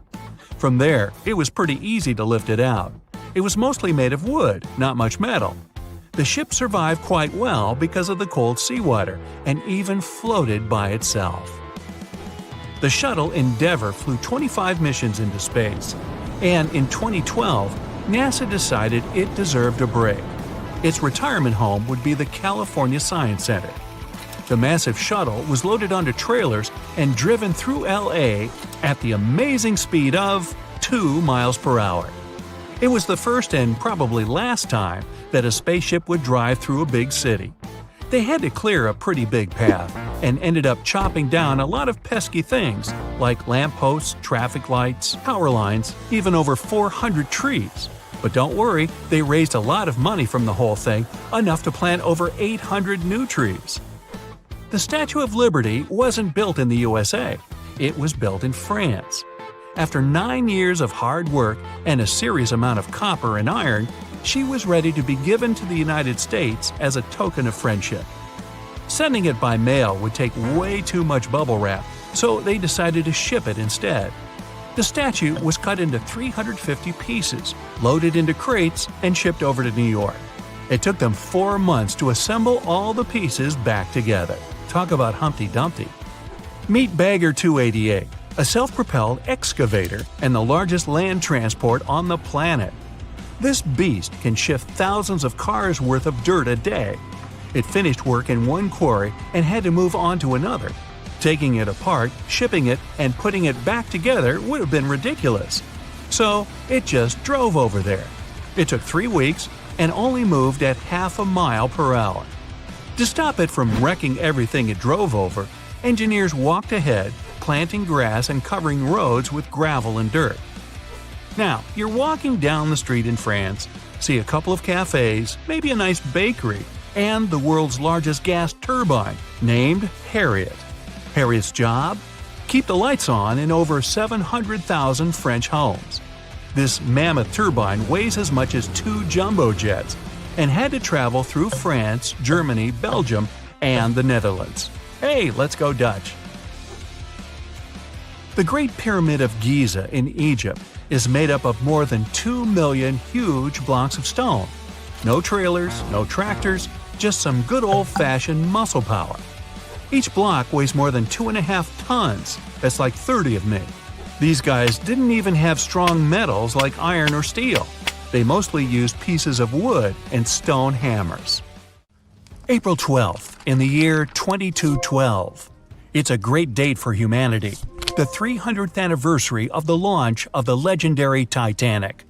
The best engineers of the world have collaborated for years to bring their masterpiece to the public, the Space-Tanic, and they've done it just in time. The glorious spaceship is waiting in its harbor under the limelight, photographed by thousands of people. The trip was scheduled for April 12th, just like 300 years ago. Finally, the big day has come. The passengers are going on board the most magnificent spaceship of the time. They call it Unbreachable. It has 12 decks, from the third class closer to the bottom to the most luxurious first class on the top, with panoramic views of outer space. The ship is preparing for launch. The engines are starting, the final countdown has begun, and the Space-Tanic is off into the sky. It quickly becomes no more than a speck in the big blue and then disappears. The first day of the flight goes perfectly. The ship leaves the Earth's atmosphere in less than an hour, and passengers enjoy the wonderful view outside. The blue and green planet on the backdrop of the black void of space. The ship slows down a bit as it moves into orbit. There are too many satellites and space debris circling around the Earth. The Space-Tanic has to go carefully and maneuver around the chunks of metal floating in zero-G. One of them heads straight towards the ship, but it turns on the side burners and moves out of the way just in time. The scrap floats by safely. Finally, the ship is out of the danger zone and into the big black. It turns on the back thrusters to accelerate and heads to the bright side of the moon. It's going to be the first destination of the sightseeing tour. The planet becomes gradually smaller behind, and about halfway to the natural satellite, people on board can marvel at the sight of the sun. The huge ball of burning plasma is bigger and brighter than ever in the cosmic darkness. Suddenly, the ship's captain makes an announcement. All passengers are invited to the promenade decks to watch as the solar panels are being unfolded. People go outside to goggle at the sight.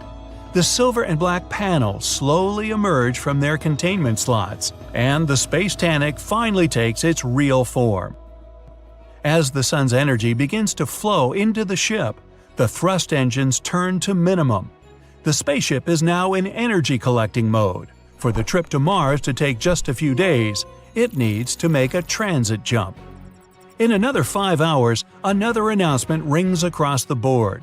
The ship is approaching the moon, and the passengers are invited to look at the satellite from up close.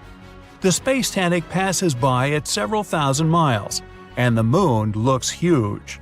All the craters on the satellite, even the smallest ones, are clearly visible. The view is outstanding. The moon is left behind, and lights on the ship go dim. There's no natural change of day and night in space, so the crew monitors the time and imitates the shift. The next day promises nothing of interest, as there's going to be a long traverse between the moon and Mars. The passengers are wandering off to their cabins to sleep. The next 2 days go uneventful. On the decks, there are numerous types of entertainment for guests. From gyms and swimming pools to game rooms and dancing halls. People wander around the promenade decks, enjoying the serene views of space. Nothing bodes trouble. On the fourth day, the captain finally announces that the Space Titanic is preparing for the transit jump in 30 minutes. When the time comes, the passengers only feel a slight tug as the huge vessel leaps through space-time, entering the vicinity of Mars. Many passengers go outside to look at the red planet, which is already visible in the dark abyss. The tour is entering its final stage, but the landing is only planned for late night. At 11 p.m., when most passengers were already in their beds, the Space Titanic begins the final maneuvers. It has to make a little roundabout trip over Mars because the port is on the other side of the planet. The flight is nearing its end, only a couple of hours left before landing. The ship is in the orbit on the far side of Mars. Everything's quiet. Too quiet. All of a sudden, an enormous boom thrashes the whole Space Titanic, throwing sleeping people out of their beds. Blinking emergency lights turn on. Everyone's confused, but no announcement comes from the captain. And only those who have been on the starboard side promenade deck notice the horrible detail. The right front wing has been torn off and is zooming past them towards the stern. Pressing their faces to the glass, straining to look at the hull, they see a huge gash near the nose of the ship. The Space Titanic shudders again, and chunks of metal fly out of the gaping hole. The ship rapidly loses pressurization. Meanwhile, the broken-off wing hit the stern and left another gash in it. Mechanisms in the engine compartment start to fall apart and are dragged into space. The ship groans and comes to a halt, suspended thousands of miles above Mars. At last, the captain announces through the intercom that the Space Titanic has unexpectedly collided with a rogue asteroid. All passengers are asked to proceed to their respective decks for evacuation. Within an hour, all rescue capsules are occupied and ready to be deployed. But about a third of the passengers are still on board the ship. It turns out many of the capsules were blown away at the collision. History seems to repeat itself. The captain still orders to deploy the capsules, and they whoosh out of containment tanks, leaving hundreds of people behind. Some left without their family members, not knowing what fate awaits them. The capsules float in space for a few seconds and then turn on their thrust engines, heading to the Martian surface. Another order from the captain. Everyone is to go down to their cabins and put on pressurized suits stored under their beds. As the passengers rush to comply, the Space Titanic sends distress signals to Mars and everyone in the vicinity. 100,000 miles away, a large trade ship, Leona, picks up the signal and hurries to help. The creaks and groans on board the Space Titanic become more and more frantic. People are sitting silently in their cabins. It's quiet on board, except for the sounds of the slowly disintegrating ship. And then, suddenly, A loud snap resonates throughout the Space-Tanic, and the vessel cracks in two. A gigantic fracture goes from top to bottom, almost perfectly halfway across the decks. Pressurized glass covering the promenade decks shatter into millions of pieces, slowly flying away from the ship. With the decks depressurized, people and things are blown away into outer space. Thankfully, all of the passengers and crew are wearing their suits as ordered, but they only have about an hour before they run out of oxygen. People help each other by floating together and hauling stranded ones to their groups. They can barely control their floating, but somehow they still manage to bring some order to the chaos. Huddled together in orbit above the ominously red planet, they watch as the mighty Space-Tanic turns into a heaping pile of space debris. 45 minutes have passed. The oxygen is running low, and people try to breathe as slowly and carefully as they can. There's still no help in sight, and they're preparing for the worst. But then, one of them starts waving and pointing somewhere. It's a bright spot, hardly different from the stars in far space, but it's getting closer by the second.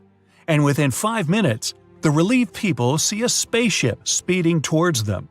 The Leonas arrive just in time to save the day. Quickly, but without hurry, Leona's crew gather everyone floating in space around the remains of the Space-Tanic and haul them on board their ship. In a few hours, the Leona safely lands at Mars' main spaceport. The newspapers called it the day when the Titanic sank again. You know SOS, don't you?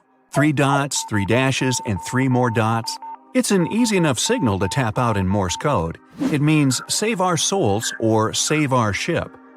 The crew of the legendary Titanic had been desperately trying to send this signal for 2 hours the night of April 14, 1912. There were other ships not too far from the spot where the iceberg took down the mighty Titan of the sea, but the call for help seemingly disappeared before it could reach them. The passenger ship SS Mount Temple did pick up a signal and try to respond, but the Titanic never got the answer. So what was silencing the ship's cries for help? Some unknown Bermuda Triangle of the North Atlantic? Consider this. Eyewitnesses say the sky was painted with a brilliant aurora borealis that cold, fateful night. Beautiful, yes, but on that day, the northern lights may have sealed Titanic's fate for good. You see, the aurora borealis forms thanks to geomagnetic storms. Sounds complicated, but those are basically fluctuations in the Earth's magnetic sphere. And what causes those is the sun itself. The magnetic sphere is like a protective bubble that surrounds our planet. It blocks harmful solar rays, winds, and other cosmic dangers from reaching us. Without it, life on our planet wouldn't be possible. Earth would look more like Mars. You also have it to thank for compasses pointing north. Experts know the Earth's magnetosphere affects navigational equipment, or disrupts it. Which brings us back to the Titanic. Recently, a published weather researcher named Mila Zenkova proposed a theory that solar flares, which provoked a geomagnetic storm, could have played a major role in the Titanic's untimely demise. Solar flares make themselves known on Earth all the time. Some people are especially sensitive to the magnetic storms they cause. These unlucky folks can feel weakness, fatigue, headaches, and even mood swings. On usual days, the pressure is the same on both sides. The magnetosphere blocks all the bad stuff, and we're all happy. But sometimes, explosions occur on the sun. They can be massive, Earth-sized. These flares shoot out a wave of charged particles that collides with the magnetosphere at high speeds. Our protective bubble then goes on the defense. It shrinks, deforms, and pushes those particles toward the poles. Enter those brilliant lights dancing above the Titanic that night. In the north, we know it as Aurora Borealis. In the south, Aurora Australis, or the Southern Lights. When the magnetosphere pushes those solar and cosmic particles toward the poles, they collide with molecules of different gases. That's why you get the range of colors. For example, oxygen can be green or red depending on the distance, and nitrogen is blue or purple. What multiple people saw that night was exactly this phenomenon, including the second officer from the rescue ship Carpathia. He wrote it down in the logbook before getting the distress call from the Titanic. But I'm getting ahead of myself. Auroras are a visible sign of a geomagnetic storm. Now, about navigational equipment. This applies to satellite and radio frequency devices. Remember, they didn't have iPhones back in the Titanic days, so the average person couldn't notice their gadgets going haywire. But navigational devices and wireless telegraph did exist and were actively used. Rewind back to the Middle Ages, when sailors noticed that, on some days, compasses wigged out. The arrows spun in all directions, and people back then had no idea why. It wasn't until the 18th century when French scientists found out that such problematic days occur at the same time as black spots appearing on the sun. Solar flares. The mystery was solved. Now, the Titanic had the most advanced, well-known radio equipment at that time. They tested it thoroughly to make sure it worked for distances up to 2,000 miles away. Titanics passed them all. On April 10, 1912, the massive liner left Southampton and set off for New York. The very next day, the crew started getting the first reports of drifting icebergs and ice fields. They put dots on the map to mark the coordinates and let out a sigh of relief. All the troublesome spots were north of the Titanic's planned route. But after a couple of days, the warnings were moving farther and farther south, encroaching on the majestic ship. On April 14th, Captain Edward Smith decided to change course to the south in hopes of bypassing the ice. This ended up being a huge mistake. Enter the magnetic storm. If it was throwing the navigation equipment off, even by a tiny error of half a degree, the captain could have been mistakenly taking the ship right toward a cluster of icebergs. What's even worse, the radio operators ignored warnings coming from other ships. That, or they simply forgot to hand them over to the captain. As hired contractors from the radio company, they were more interested in transmitting paid telegrams from passengers on that luxurious liner. The radio transmitter kept going out of order that evening, probably because of all this private traffic. When it was finally fixed, operator Jack Phillips received another message from the SS Californian at 10:30 p.m. Their operator was trying to warn Phillips about the coordinates of drifting icebergs, but he paid them no attention. He was nervous and in a hurry. Was the magnetic storm to blame for his frayed nerves and bad mood? We can only speculate. But as you know, some people are more sensitive to these things. The weather was fine, the ocean was calm, the water was smooth as glass. Despite all the warnings, the ship continued to sail at a maximum speed of over 22 knots. An hour later, Titanic collided with the infamous iceberg. On April 15th at 12:14 a.m., in the middle of the night, Titanic's operators started to transmit the first emergency signals. The SS Californian was sailing just 20 miles from the Titanic. They could have easily come to a quick rescue. But 10 minutes before the disaster, the Californian's radio operator had gone to bed. He was the only one who understood Morse code on the ship. According to this new theory, the magnetic anomalies possibly blocked Titanic's messages to other ships. For example, the steamer SS La Providence didn't receive any signals from the sinking ship at all. Yet they were still getting transmissions from another giant, the Olympic, which was 500 miles from the Titanic. That night, the signals were acting strange. They simply got lost somewhere in space, or they were like a jumbled riddle, impossible to solve. The SS Mount Temple did get a message and rushed to Titanic's aid. But as fate would have it, the rescue ship got stuck in ice. She did arrive at Titanic's last known coordinates, but the luxury liner was nowhere to be seen. So were the coordinates accurate at all? The steamer Carpathia was about 60 miles away. At 12:30, their radio operator told the Titanic's crew they were rushing to help. The ship famous for coming to the aid, Carpathia, was going full steam ahead. But here's the odd part. At first, they headed to the wrong spot. The magnetic storm could have thrown its equipment off. Good news is the steamer did end up reaching the right place when they saw the lifeboats full of passengers. Interestingly, once she reached land, the Carpathia didn't have any problems with her equipment. The blackout happened just around the wreckage site. The following investigation blamed radio amateurs for blocking signals. We now might know otherwise. Zinkova explains that at that time, they didn't know exactly how and to what extent the sun influences the Earth. No one could have guessed that the sun could tamper with these massive ships' navigational equipment, especially one that had the best of the best at the time. There's another theory that even the moon could have played a role. Some researchers claim that in January 1912, our natural satellite was closer to the Earth than usual. It caused very strong tides and raised the sea level. Every year, icebergs break away from Greenland and stop around Newfoundland.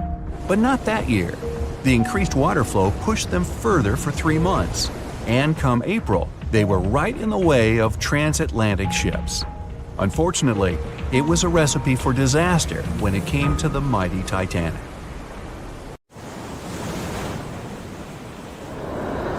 The Kraken is a colossal squid, a legendary sea monster, the biggest hunk of calamari you ever saw. And if this monster had existed, the world would have changed beyond recognition. The Kraken has powerful tentacles, solid muscles with suckers at the end. They're just impossible to escape. The Kraken can break a ship in half or just pull it down into the depths.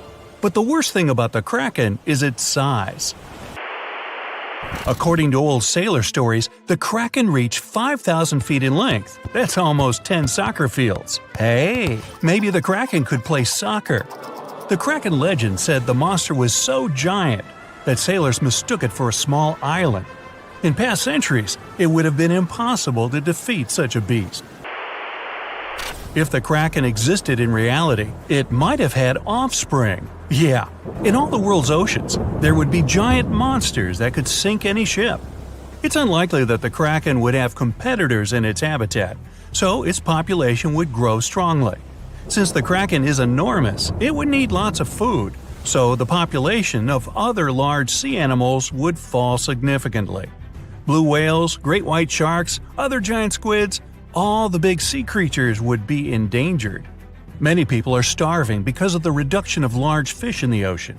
Urban economies that rely on fishing will be in decline. Prices for small fish around the world are getting more expensive because it's unsafe to fish. To defeat the Kraken, you need powerful weapons, but the monster is tough to catch. The Kraken belongs to the cephalopod genus. This species includes squid and octopus, some of the most intelligent creatures on the planet. The Kraken is a skilled hunter and will never fight in the open. So, what can you do? You can't track the Kraken because it approaches from the depths, not the surface. Though you may be able to tell that the monster is somewhere nearby if a lot of fish surface. When the Kraken swims, it scares all the fish in the vicinity. But it might already be too late. A huge tentacle emerges from the water, resembling a high tower. This tower falls on the deck of the ship, shattering it. The sailors scream and run. The Kraken lands a second blow, and the vessel is almost capsized. Next, the Kraken wraps its giant tentacles around the ship and pulls it to the bottom. Oh boy! What if the sailors managed to detach the ship from the tentacles of this monster? With the help of powerful weapons, the ship's crew strikes back. The Kraken retreats under the water. It's hurt, angry. It seems the battle is over, but here comes the worst. A whirlpool forms beside the ship. Thanks to its considerable weight, when the Kraken dives, it creates a whirlpool behind it. Like a drain in a giant bathtub, this whirlpool sucks the ship down. The battle with the Kraken is lost. Well, that was unfortunate. You might be able to defeat the monster if you can anticipate its attack in advance. But the Kraken can see you and your ship before you can see it. Colossal squids live in deep waters, and they have the largest eyes among all animals. The squid's eye is the size of a dinner plate. Thanks to this, they can see their prey from far away. Similarly, a Kraken would spot the ship much sooner than sonar could pick up the Kraken. It would always have the drop on you. Well, that's not good. Around the world, cargo transportation by ship is declining. Airlines provide the only safe connection between the continents. This will increase air pollution. The most successful enemy of the Kraken is submarines.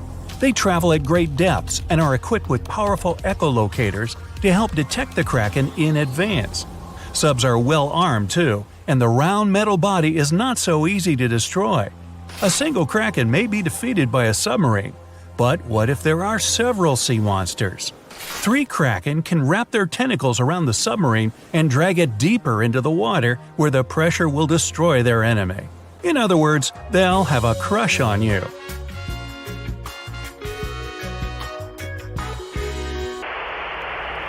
The existence of the Kraken will have dramatically changed the development of many countries.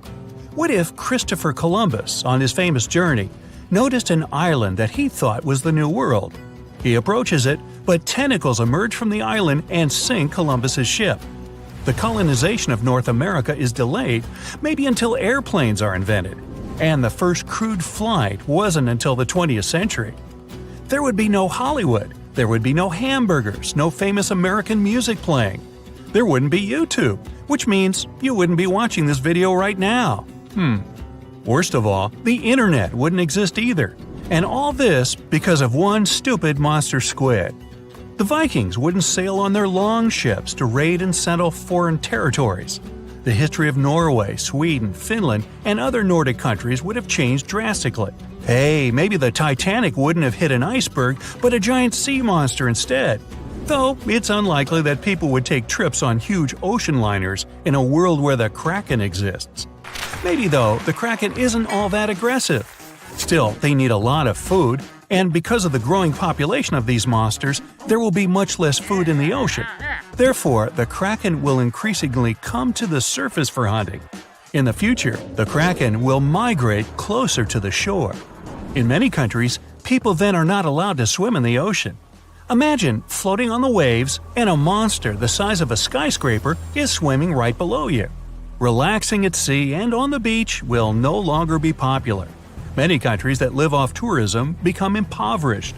When the Krakens grow hungrier, they try to capture prey from land. A huge squid could attack small port cities. Houses, docks, streets, everything can be crushed. A tremendous amount of plastic is thrown into the ocean near the coasts of large countries. Billions of tons of plastic will bother the Kraken. An angry, hungry monster can attack bridges like the Golden Gate Bridge. Imagine that a huge squid surrounds the bridge and blocks all traffic. Some of these squids could break the strong cables with their power, and the entire structure would collapse into the water. Ooh! It's good that the Kraken doesn't really exist to swim in our seas and oceans, at least as far as we know. But could the monster have actually existed?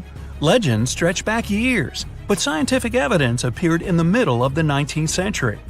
In 1857, a 3-inch diameter squid beak was discovered on the coast of Denmark. Other huge squid remains were found in the Bahamas, and then scientists were convinced that gigantic squids existed. While colossal squid has been officially discovered since then, it's been more than 100 years, and we still don't know what max size they can grow to. The fact is, colossal squids are one of the most elusive creatures on Earth. They live in the depths of the ocean where it's challenging for scientists to reach. Any dive to a greater depth requires powerful, bulky equipment. Underwater bathyscapes and cameras make a lot of noise and light, which squids notice from afar. They flee before we can see them. The legend of the Kraken probably appeared because of a real colossal squid. People in the past didn't know about these creatures' existence, so when they saw one for the first time, they described it as a massive, terrible monster. It's difficult to say if these huge squids were the size of a small island, because the truth is, we've only studied about 5% of the ocean. It may be that in its depths, monsters much more terrible than the Kraken swim. Like my nephew, Peter. It was just a couple of hours before midnight. Some of the 2,200 passengers of a large, luxurious ocean liner were still partying in the beautiful first-class lounges.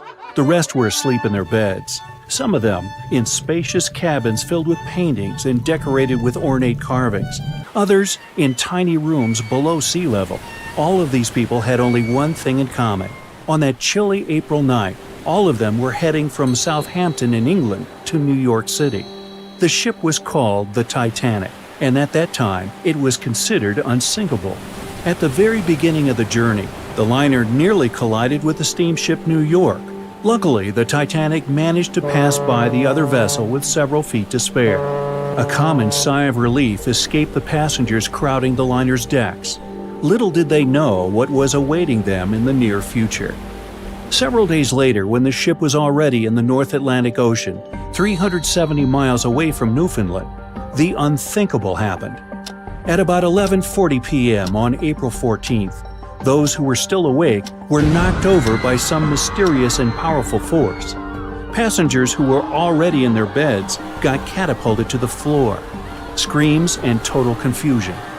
Months before the disaster struck, a ginormous chunk of ice had broken away from a glacier in southwest Greenland. It was made of the snow that had fallen about 100,000 years ago, when mammoths were still roaming the planet.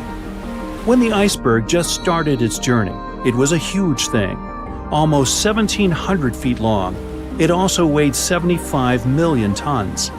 But then it floated much further to the south than normal, right into the area the Titanic had to cross on its way to North America. Even after melting into the water for months, the iceberg still weighed an impressive 1.5 million tons. Its top part was towering over the water for almost 100 feet. Even so, it looked harmless next to the massive ocean liner, but only at first glance. What people saw was just a tiny part of a jumbo piece of ice. The largest part of any iceberg is hidden under the surface, with a mere 1/10 visible above the water. The Titanic iceberg wasn't an exception. The moment the ship collided with it, the vessel was doomed. Unable to divert its course, it crashed into the ice, rupturing at least 5 of its hull compartments. They immediately started to fill with water, which then flooded each succeeding compartment. The front of the ship started to sink. This raised the back part almost vertically into the air, and then, with a deafening roar, the liner broke in half. The rest is history. But what if what we know about the disaster is not true? What if the ship hadn't been wrecked by an iceberg? What if it had been something more treacherous and way more alive that sank the Titanic? Far, far beneath the surface, in the ocean's dim, dark depths, a shadow lurks. Imagine an enormous creature, round, flat, and full of arms, or rather, powerful tentacles. It resembles a giant squid or octopus, but much, much bigger. Its descriptions go from as long as 10 ships to 1.5 miles long. Rumor has it unlucky sailors sometimes mistake the sea monster for an island, but instead of stepping on dry land, they're dragged down into the ocean. These people meet the Kraken, a legendary creature feared by everyone who sets off on a sea voyage. Usually, the Kraken haunts the seas off the coast of Norway through Iceland and all the way to Greenland. Who knows what has brought the beast further away from home? The waters of the North Atlantic are just as chilly, and the creature feels good and curious. Once it notices the Titanic, the ship has no chances to escape its attention. It's dark. That's why those on the ocean liner don't notice the first alarm bells. The water around the ship starts to bubble. If you strain your ears, you can hear bizarre gurgling sounds. If you strain your eyes, you can see thousands of fish and jellyfish rising to the surface. They feel something's up down below. But even if someone on the Titanic noticed this hectic activity, they wouldn't have time to get out of the way of the horrifying beast. Its enormous size and super long and strong tentacles turn it into a predator you can't escape. A 9-year-old boy standing on the deck knows nothing about the sea monster. He's just watching countless small islands rising out of the sea, very, very slowly. The kid doesn't understand why, but all the blood in his body suddenly runs cold. Hundreds of tiny fish are leaping about in the pools between these sandbanks, but soon they roll off into the water over the sides of the ginormous something. Several sharp points appear above the surface. The intrigued boy thinks they look like horns. They keep growing, thicker and thicker the higher they rise. Soon they're towering over the massive Titanic, dwarfing the ship. These horns are the Kraken's dreaded arms. The boy is paralyzed by fear. But then, he spots the monster's eye. It's as big as an elephant. It makes the kid come to his senses and dash away, screaming like there's no tomorrow. The boy's shouting attracts people. They gather along the ship's side, trying to spot what scared the child so much. And then they see. First one, then more and more passengers and crew members lean over the railing to get a better look. They aren't being careless, they're just in shock. Indeed, it's hard to believe your eyes when they tell you a dreaded beast is about to attack the ship you're on. Plus, it's dark, and no one can see clearly what that huge shadow is. But the next several minutes prove it's not a mirage. All of a sudden, the creature rises one of its monstrous arms and stretches it toward the vessel. It might very well be longer than the liner's entire hull. Women start screaming and fainting. Men seem to be just as terrified. Those who have managed to keep their heads clear sweep up kids and run for shelter.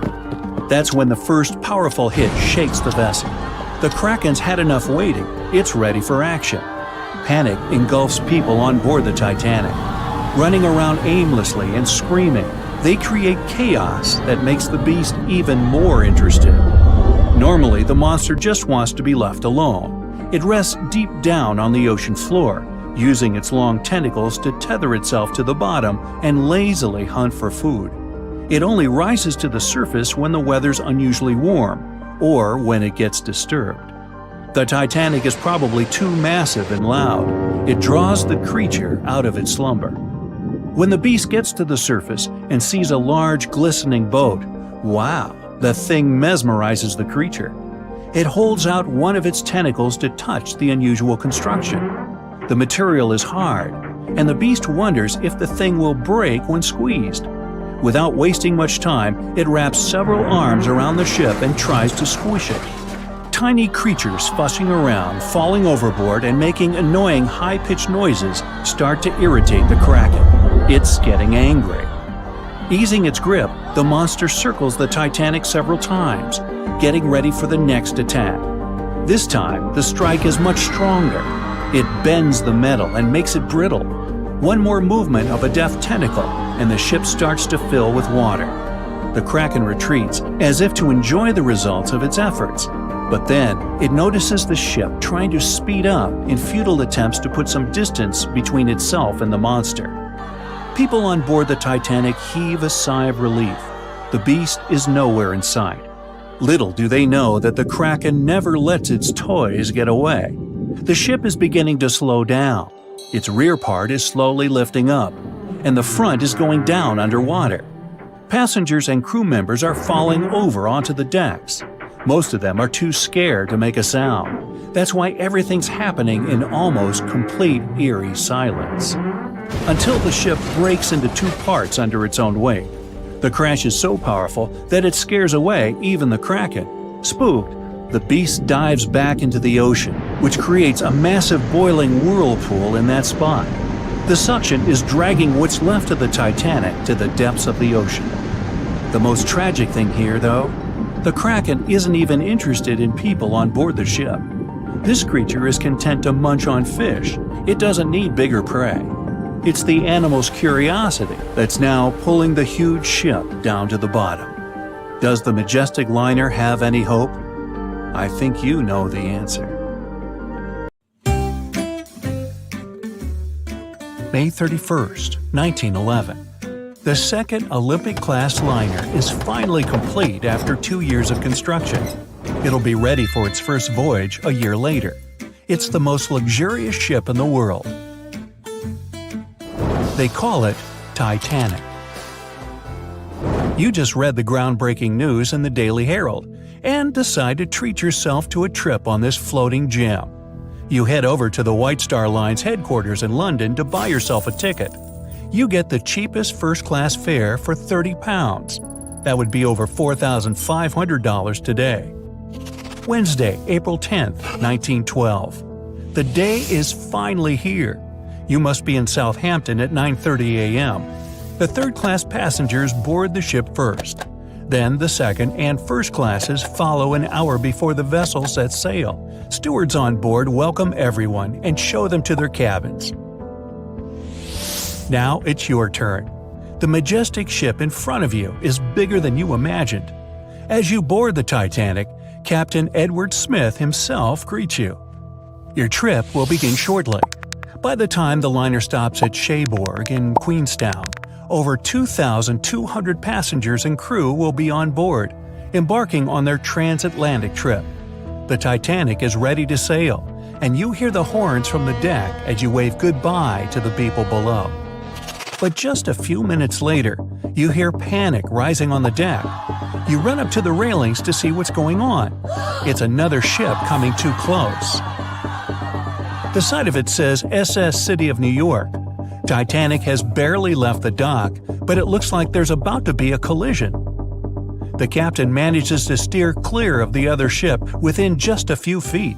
Phew, that was close. The ship is scheduled to arrive in New York a week later on April 17th, but that's only if things go according to plan. The weather is clear until Sunday the 14th. As the vessel crosses a cold front, it encounters huge waves and strong winds. That night is quiet but cold. The Titanic starts getting warnings from other ships about drifting blocks of ice in the Grand Banks of Newfoundland. But this time, the great ship doesn't continue to travel at full speed. Instead, the captain slows her down. He wants to make sure the lookouts will have plenty of time to spot any icebergs along the way, even if it means arriving in New York behind schedule. It's 11:40 in the evening. Lookout Frederick Fleet spots a colossal iceberg right ahead. He immediately alerts the bridge. The first officer tells the steersman to go around the iceberg, and the rest of the crew members must stop the engines right away. Everyone on board is working together to avoid the obstacle. But in this story, the steersman doesn't panic. He immediately turns the wheel the right direction away from the iceberg. Many passengers have already been awoken by the commotion and jostling. Some go on the deck in their nightgowns and pajamas to see what's going on. A few peek over the right side of the ship to get a closer look. You and everyone else watch anxiously with white-knuckle grips on the railing. The stress and cold make you shiver. You can't help but wonder if the Titanic will collide with the iceberg. It's getting closer and closer. Onlookers hold their breath. It's so quiet you could hear a pin drop. And then, within a mere inch, the ship slowly sails by the ice monster. There was no contact, no gap ripped in the hull hundreds of feet long that would allow water to flood into the lower compartments. Everyone starts clapping and hugging each other. After doing all the necessary checks, the captain officially announces that everything is all right. He invites the passengers on the deck to come inside for a hot cup of tea before they go back to their cabins. You follow the group and see the captain leaving to go report the incident. He also alerts other ships in the North Atlantic to slow down and be on the lookout. Amongst those ships is the Carpathia. Nope, she continues on her course. No need to come to Titanic's rescue tonight. RMS Titanic finally reaches its destination on April 17, 1912. It's 8 hours late, but it's safe. Thousands of people come to the New York docks to admire the most luxurious ship in the world. It had a successful first voyage. Before getting off the ship, some passengers exchange addresses to write letters to each other, like tennis players Richard Norris and Carl Baer. Both were on board the Titanic, but this time, Norris didn't spend hours in the cold water of the North Atlantic trying to help other passengers, almost losing his legs to hypothermia. And Baer was never on a lifeboat with his girlfriend, where he asked her to marry him. No, this time, he did it with friends and family around, and they all celebrated the engagement. The two tennis players end up playing their first match together later in 1912. Norris became one of the best players of his generation and won the Davis Cup 5 times. Margaret Brown was going back to the U.S. to see her sick grandchild. This time, she didn't have to help passengers get on lifeboats and never got on Lifeboat 6 herself. When Brown gets off the ship, she runs to her grandson's side. This time, she never met the crew or the captain of the Carpathia to give them an honorary silver cup. She kept doing philanthropic work, but she never became known as the unsinkable Molly Brown. Violet Jessup never liked the idea of sailing in the North Atlantic, because she knew how bad the weather could be. She was cautious, having just survived a crash a few months earlier. It was on the Titanic's sister ship, the Olympic. But her friends convinced her to join the legendary ship's crew. This time, she was never called on deck to help passengers and never boarded Lifeboat 16. She continued working on the Titanic until her retirement, meaning she was never taken on as a nurse of the Britannic, and in November 1915, it didn't become the third shipwreck Jessup would survive. Bandmaster Wallace Hartley went on the voyage to make new possible contacts for future work, but he kept playing to entertain passengers. This time, he never played music to a panicked crowd of people while the ship was sinking. He survives. He goes home to his fiancée, gets married, and starts a family. He continues entertaining people on the North Atlantic run. This time, his mourning fiancée never received his violin, and the historic Titanic memorabilia was never sold in 2013 for $1.7 million. Bertha Main met the love of her life, Quig Baxter, in Brussels while he was traveling with his mother and sister. Baxter wanted to take Main with him, so he secretly booked her a cabin under the name Mrs. de Villiers. This time, he never had to guide his family to a lifeboat. His family met his girlfriend when they got off the ship, not on Lifeboat 6. This time, Baxter survived. He returned to Canada with his girlfriend, and she never went back to Europe alone. Main's nephew would never find a shoebox in her closet with memories from the Titanic. Dorothy Gibson was playing bridge that night with a couple of New York bankers. When she went back to her stateroom with her mother, she never heard that long, sickening crunch and never got on Lifeboat 7. And in May 1912, she doesn't star in a movie about surviving the Titanic because there was no crash to survive. She went on to do great things, and she eventually moved to France with her mom. In this hypothetical story, the Titanic went on to have a successful career. It was the most luxurious ship for many years to come. It did the North Atlantic run countless times, and it successfully delivered passengers and mail where they needed to go. After 25 years in service, the old liner was scrapped. Another large vessel replaced it. It had more room for lifeboats and a large enough deck for people to walk and play. The White Star Line Company would eventually merge with their competitors. But this time, because their ships didn't sink, they made enough profit to continue going strong. In 1980, the company would become a major airline. Their first trip was from Dublin to New York. The plane was nicknamed Titanic in honor of the airline's historic ship. And this time, in 1985, the only thing oceanographers find at the bottom of the North Atlantic is corals, fish, and mollusks. And a rather large blue diamond necklace. Hold on. Nah, just some broken blue glass. Never mind. In the Titanic movie, you won't see any fumes above the fourth funnel of the legendary ocean liner, and it's not a mistake. Back in 1911, the year before the Dream ship's departure, large ships would mostly sail with 4 chimneys. They needed those to draw heat and fumes from their massive boilers. The Titanic was a real engineering gem that only needed 3 chimneys to function. So the fourth was added for balance and more impressive looks. The White Star Line thought the public would have been disappointed to see only 3 pipes on the greatest ship of all time. The Titanic's sister ships, the Olympic and the Britannic, also had 1 fake funnel each for the same reason. The dummy chimney wasn't completely useless and served for ventilation. It took out the fumes from the machine spaces in the lower decks and from one of the first-class general rooms. 1 big ventilation funnel, instead of several small ones, helped to declutter the upper decks and left more open space for passengers to enjoy their strolls. When Titanic went down, the funnels, each weighing 60 tons, went down with the rest of the ship. They were made extra tall to make sure the passengers weren't covered in the soot being ejected. Their height and weight let them stay in the upright position. The forward funnel, followed by the others, fell only when the ship went for the final dive. Those chimneys were much lighter than the bow, so they spread among other debris. The light material they were made of flattened once it hit the bottom, and the iron-eating bacteria living deep down took care of it later. The bow of Titanic remained intact when it hit the seabed, but the stern was completely mangled. When the famous ocean liner hit that iceberg, things got really messy. It took the future movie star a whole 2 hours and 40 minutes to submerge completely. The collision let water flood 6 out of 16 watertight compartments. As the water gushed into the starboard side, the ship started to tilt down in the front and a bit to the right. By midnight, the damaged compartments were spilling water into others, and it was chaos because these compartments were only watertight horizontally.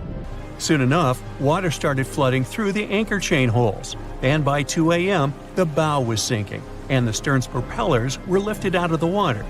The ship kept flooding until the moment the bow went underwater, and the stern shot up almost 45 degrees. The weight of those massive propellers stressed the ship's midsection.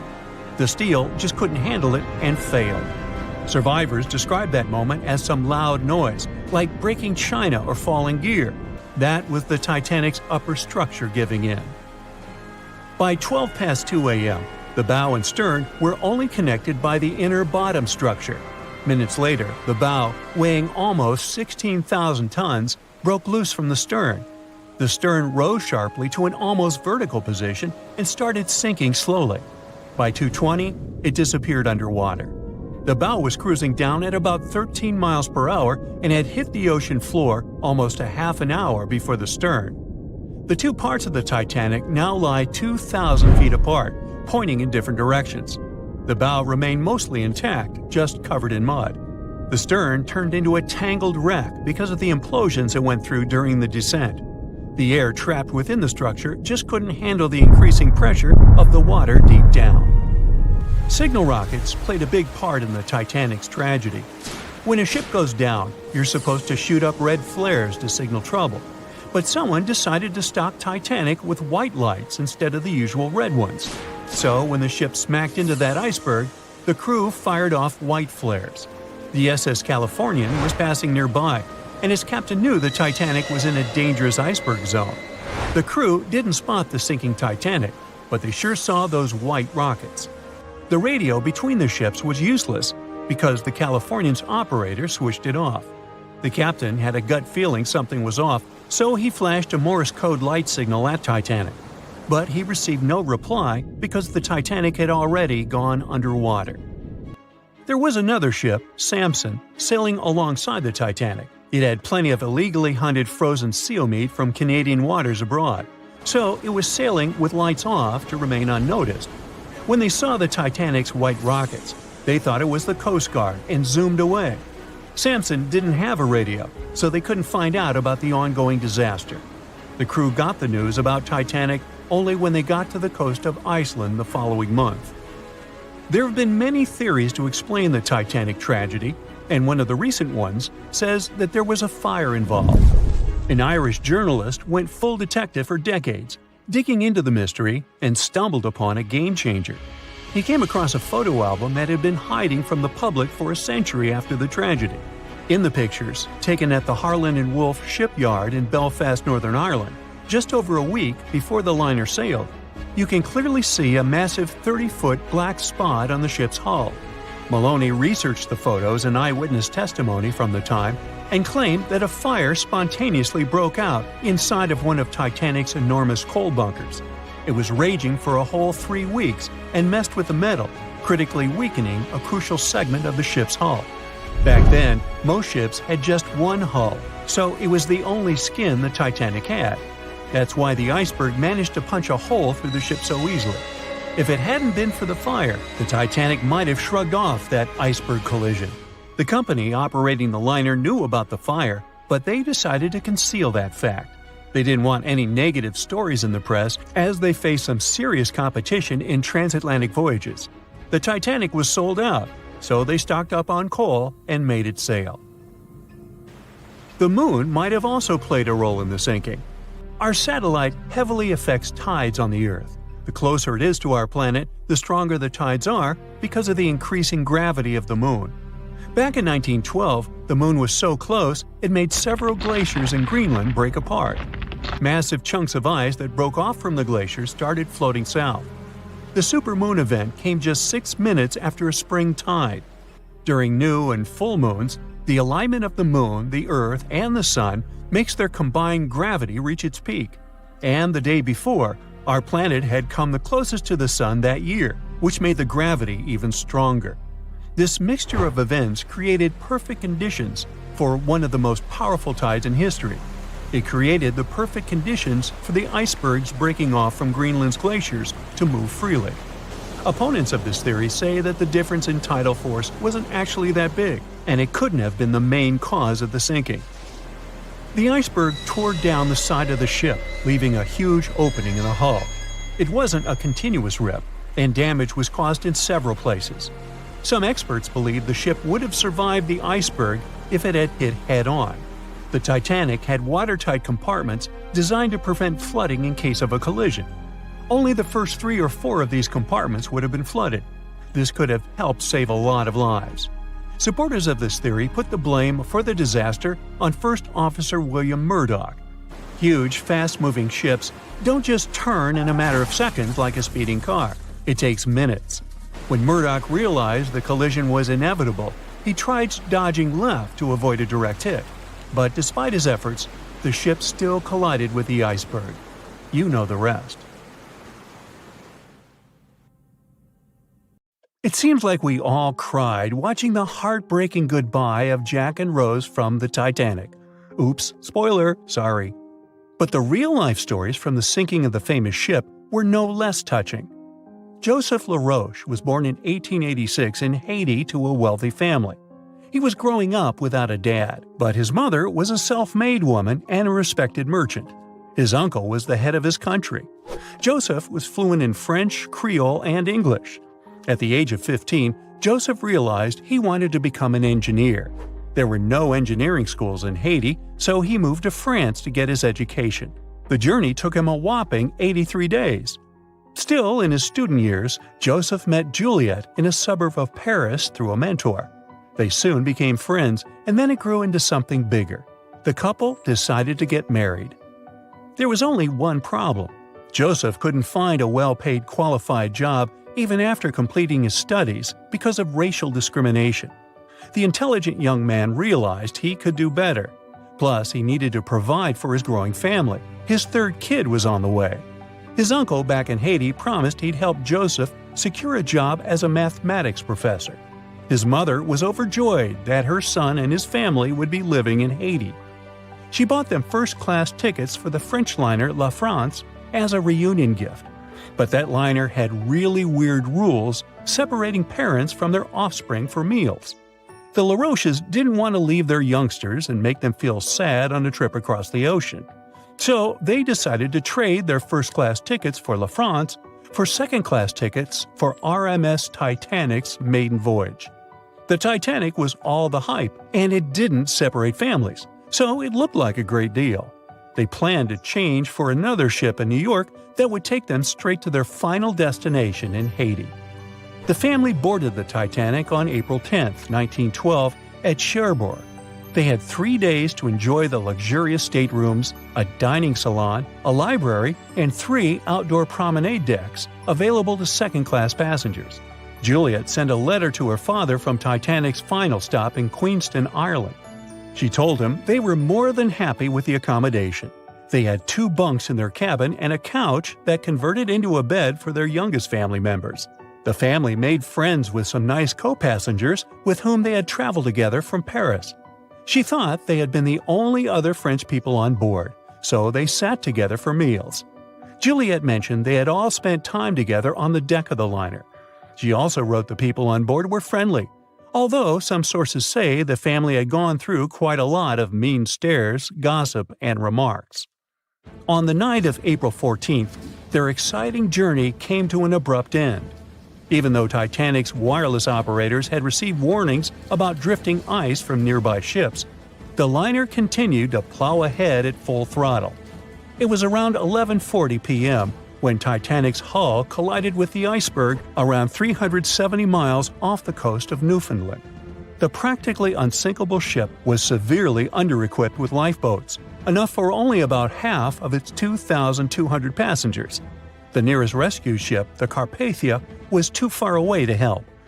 A steward woke up the LaRoche family and took them to the lifeboats, as Juliet remembered later. She couldn't speak any English, so everything that was going on seemed even scarier to her. A little after midnight, the crew received the order to give priority to women and children when boarding the lifeboats. Juliet later remembered a terrible panic had begun, as people had been pushing each other to get to the desired seat. At some point, she felt they had pulled away her older daughter and thrown her into the abyss. A moment later, she had joined her Simone in the same emptiness. So, pregnant Juliet and her two daughters got spots in Lifeboat 14. But they had to say goodbye to Joseph as the boat was being lowered into the sea. He wrapped his coat around Juliet, saying she'd need it, and promised to get in another lifeboat and see her and the little ones again in New York. The 25-year-old Joseph LaRoche didn't manage to stay true to his word. In a couple of hours, Titanic sank underwater, taking the lives of almost 1,500 people. Joseph was one of them.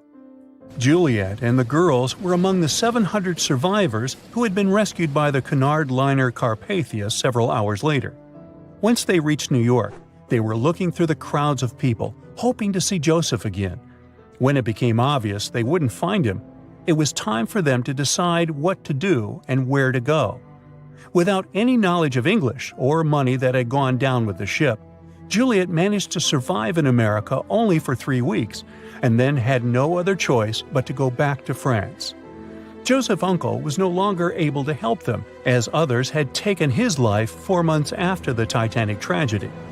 In December 1912, Juliet gave birth to a son who she named Joseph after his father. For the rest of her life, she couldn't get over the loss of her beloved husband. That's why she didn't like to speak about what had happened on Titanic and told her children not to mention it.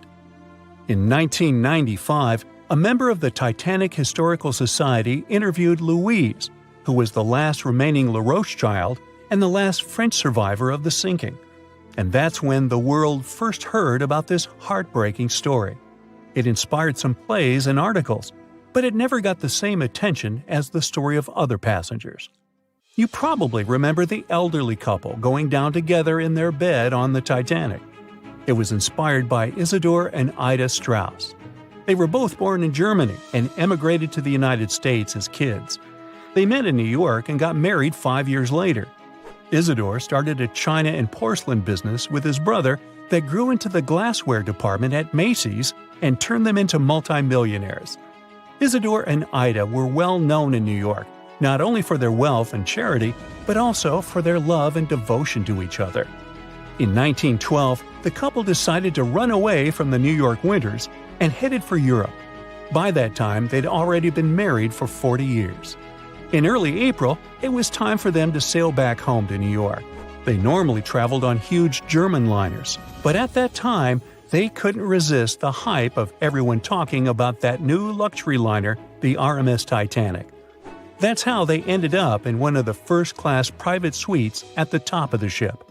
The Strauss couple spent their evenings dining in front of a live orchestra in a hall filled with fancy furniture and expensive wooden paneling. On the night of April 14th, they felt a slight tremor and then left their private suite and waited for instructions from the crew. They told the passengers not to lose their passes, as they'd need them when everyone got back on board. But the ship was going under. The Strauss couple were standing next to Lifeboat 8. Mr. Strauss, who was 67 at the time, was offered a seat with his wife because of his age. He refused it, saying he was not too old to sacrifice himself for a woman. He wanted to wait and make sure no women and kids were left behind. Ellen Bird, Ida's maid, hesitated before getting on the lifeboat, but Ida told her to go. She took the easy decision not to leave her husband on the sinking ship.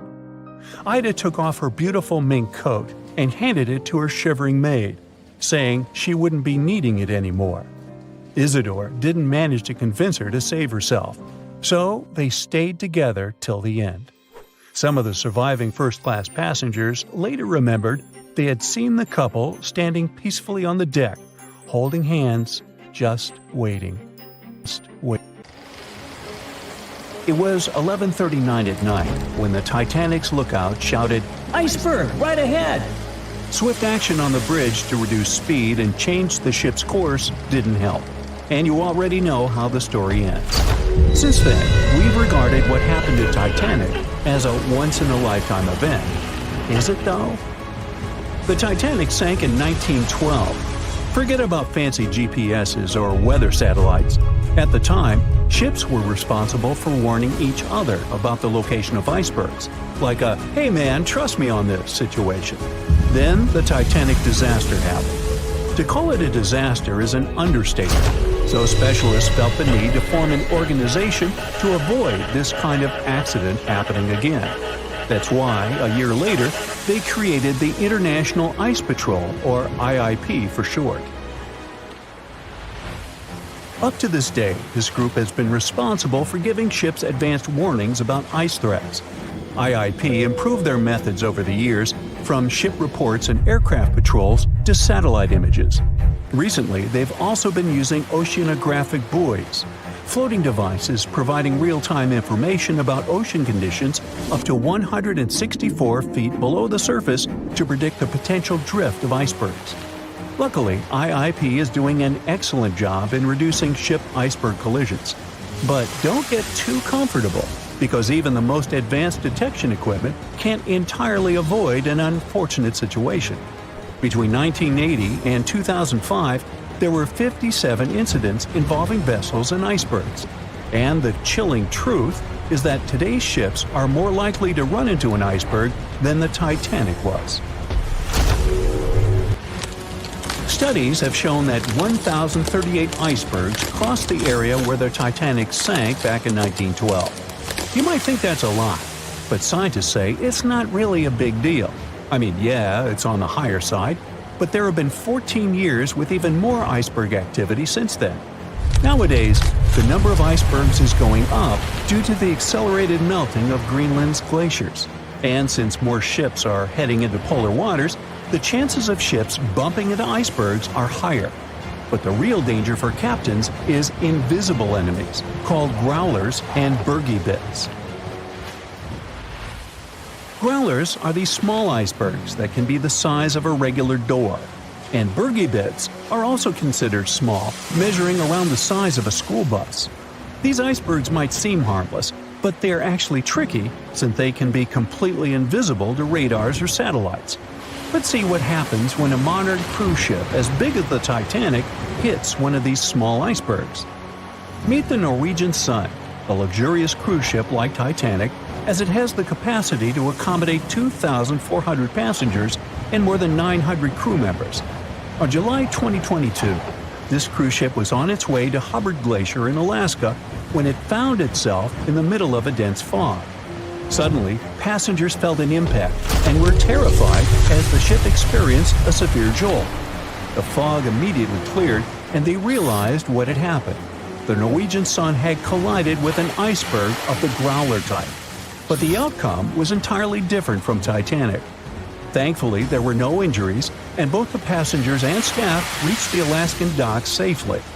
Expert divers checked the condition of the boat, and they discovered that the ship had suffered some damage after the collision, so the rest of the trip was canceled. Now don't stress about packing for your next trip across the Atlantic, because accidents like the one with the Norwegian Sun are really rare. I mean, it's common for ships to encounter ice, but what's unusual is for it to be a problem. Most modern cruise ships wouldn't get physically damaged by an iceberg, and there's a reason for that. You see, the steel used in the Titanic also played a significant role in the disaster. The unsinkable ship, after all, was not so impact-resistant. Back then, the Titanic's hull was constructed using around 2,000 steel plates, which are believed to have been produced in an open hearth furnace. As a result, the steel contained a high concentration of phosphorus, oxygen, and sulfur. High levels of these elements make steel brittle at low temperatures, causing it to fail upon impact. While the steel used on the Titanic was of the highest quality available at the time, it wouldn't meet the safety standards of modern ships, and it was approximately 10 times less safe than what today's vessels use. But the most significant difference between the design of the Titanic and a modern ship lies in how the hull is put together. You see, the Titanic was built using over 3 million rivets for its hull and upper deck structure. So, when it struck the iceberg, the rivets started a chain reaction, causing the entire section of the hull to collapse simultaneously, causing an uncontrollable flood of water. In contrast, modern ships use a method called submerged arc welding, which fuses the edges of metal pieces together, creating a strong and continuous bond. This is safer because if any part of the ship gets damaged, the tear doesn't spread, making things worse. The damage remains contained within that section. Okay, so small icebergs are becoming more common, and vessels have been adapted to deal with them. But there's still one more scenario to consider. What if a huge cruise ship hit an iceberg the size of a 5-story building? Imagine we've just created the world's largest cruise ship on the planet. Let's call it the Bright Seaside. Our floating resort is massive, 4 times the size of the Statue of Liberty. It's longer than the Titanic by 318 feet and carries about 3 times more passengers and crew. And just like the Titanic, our fictional ship can cruise at a top speed of around 23 knots. Now, picture this scenario. The Bright Seaside is cruising at full speed in freezing waters. It's the middle of the night, and the captain doesn't realize that all the iceberg detecting equipment on board isn't functioning. It stopped working 3 days ago. It's very foggy out there, and the lookout also fails to spot a 45-foot tall iceberg. If that whole situation played out, and the ship smacked into the iceberg head-on, well, it could potentially lead to a sinking. But you can see how unlikely that is, right? That's why experts are quite confident in saying that ice isn't likely to sink modern cruise ships. It's also worth mentioning that safety measures have improved a lot since Titanic. A modern large vessel can take days to sink, which provides enough time to keep everyone safe. Crews are definitely better prepared to handle evacuation procedures, and passengers should also go through safety training before cruising. I know, it is annoying to do that when all you want to do is drink a lemonade or some other beverage by the pool. But, all these safety tips are what saved the MS Explorer from becoming a modern Titanic. You see, back in 2007, all 154 people on board this Antarctic cruise ship managed to get into lifeboats after the ship hit an iceberg. Now imagine their panic as they waited for help for 4 hours. The crew did an excellent job in keeping everybody safe, no doubt. But a report that came out 2 years later said that the MS Explorer accident had happened because of the inexperience of the captain, who had pushed the ship too fast into a wall of ice in the freezing waters of Antarctica. That means that no matter how much tech a ship's got or how fancy its materials are, if you've got a careless captain and a crew that doesn't know how to handle an iceberg hit, yep, a disaster similar to Titanic could happen again. But hey, you shouldn't stress over it. Trust the professionals and keep in mind the odds.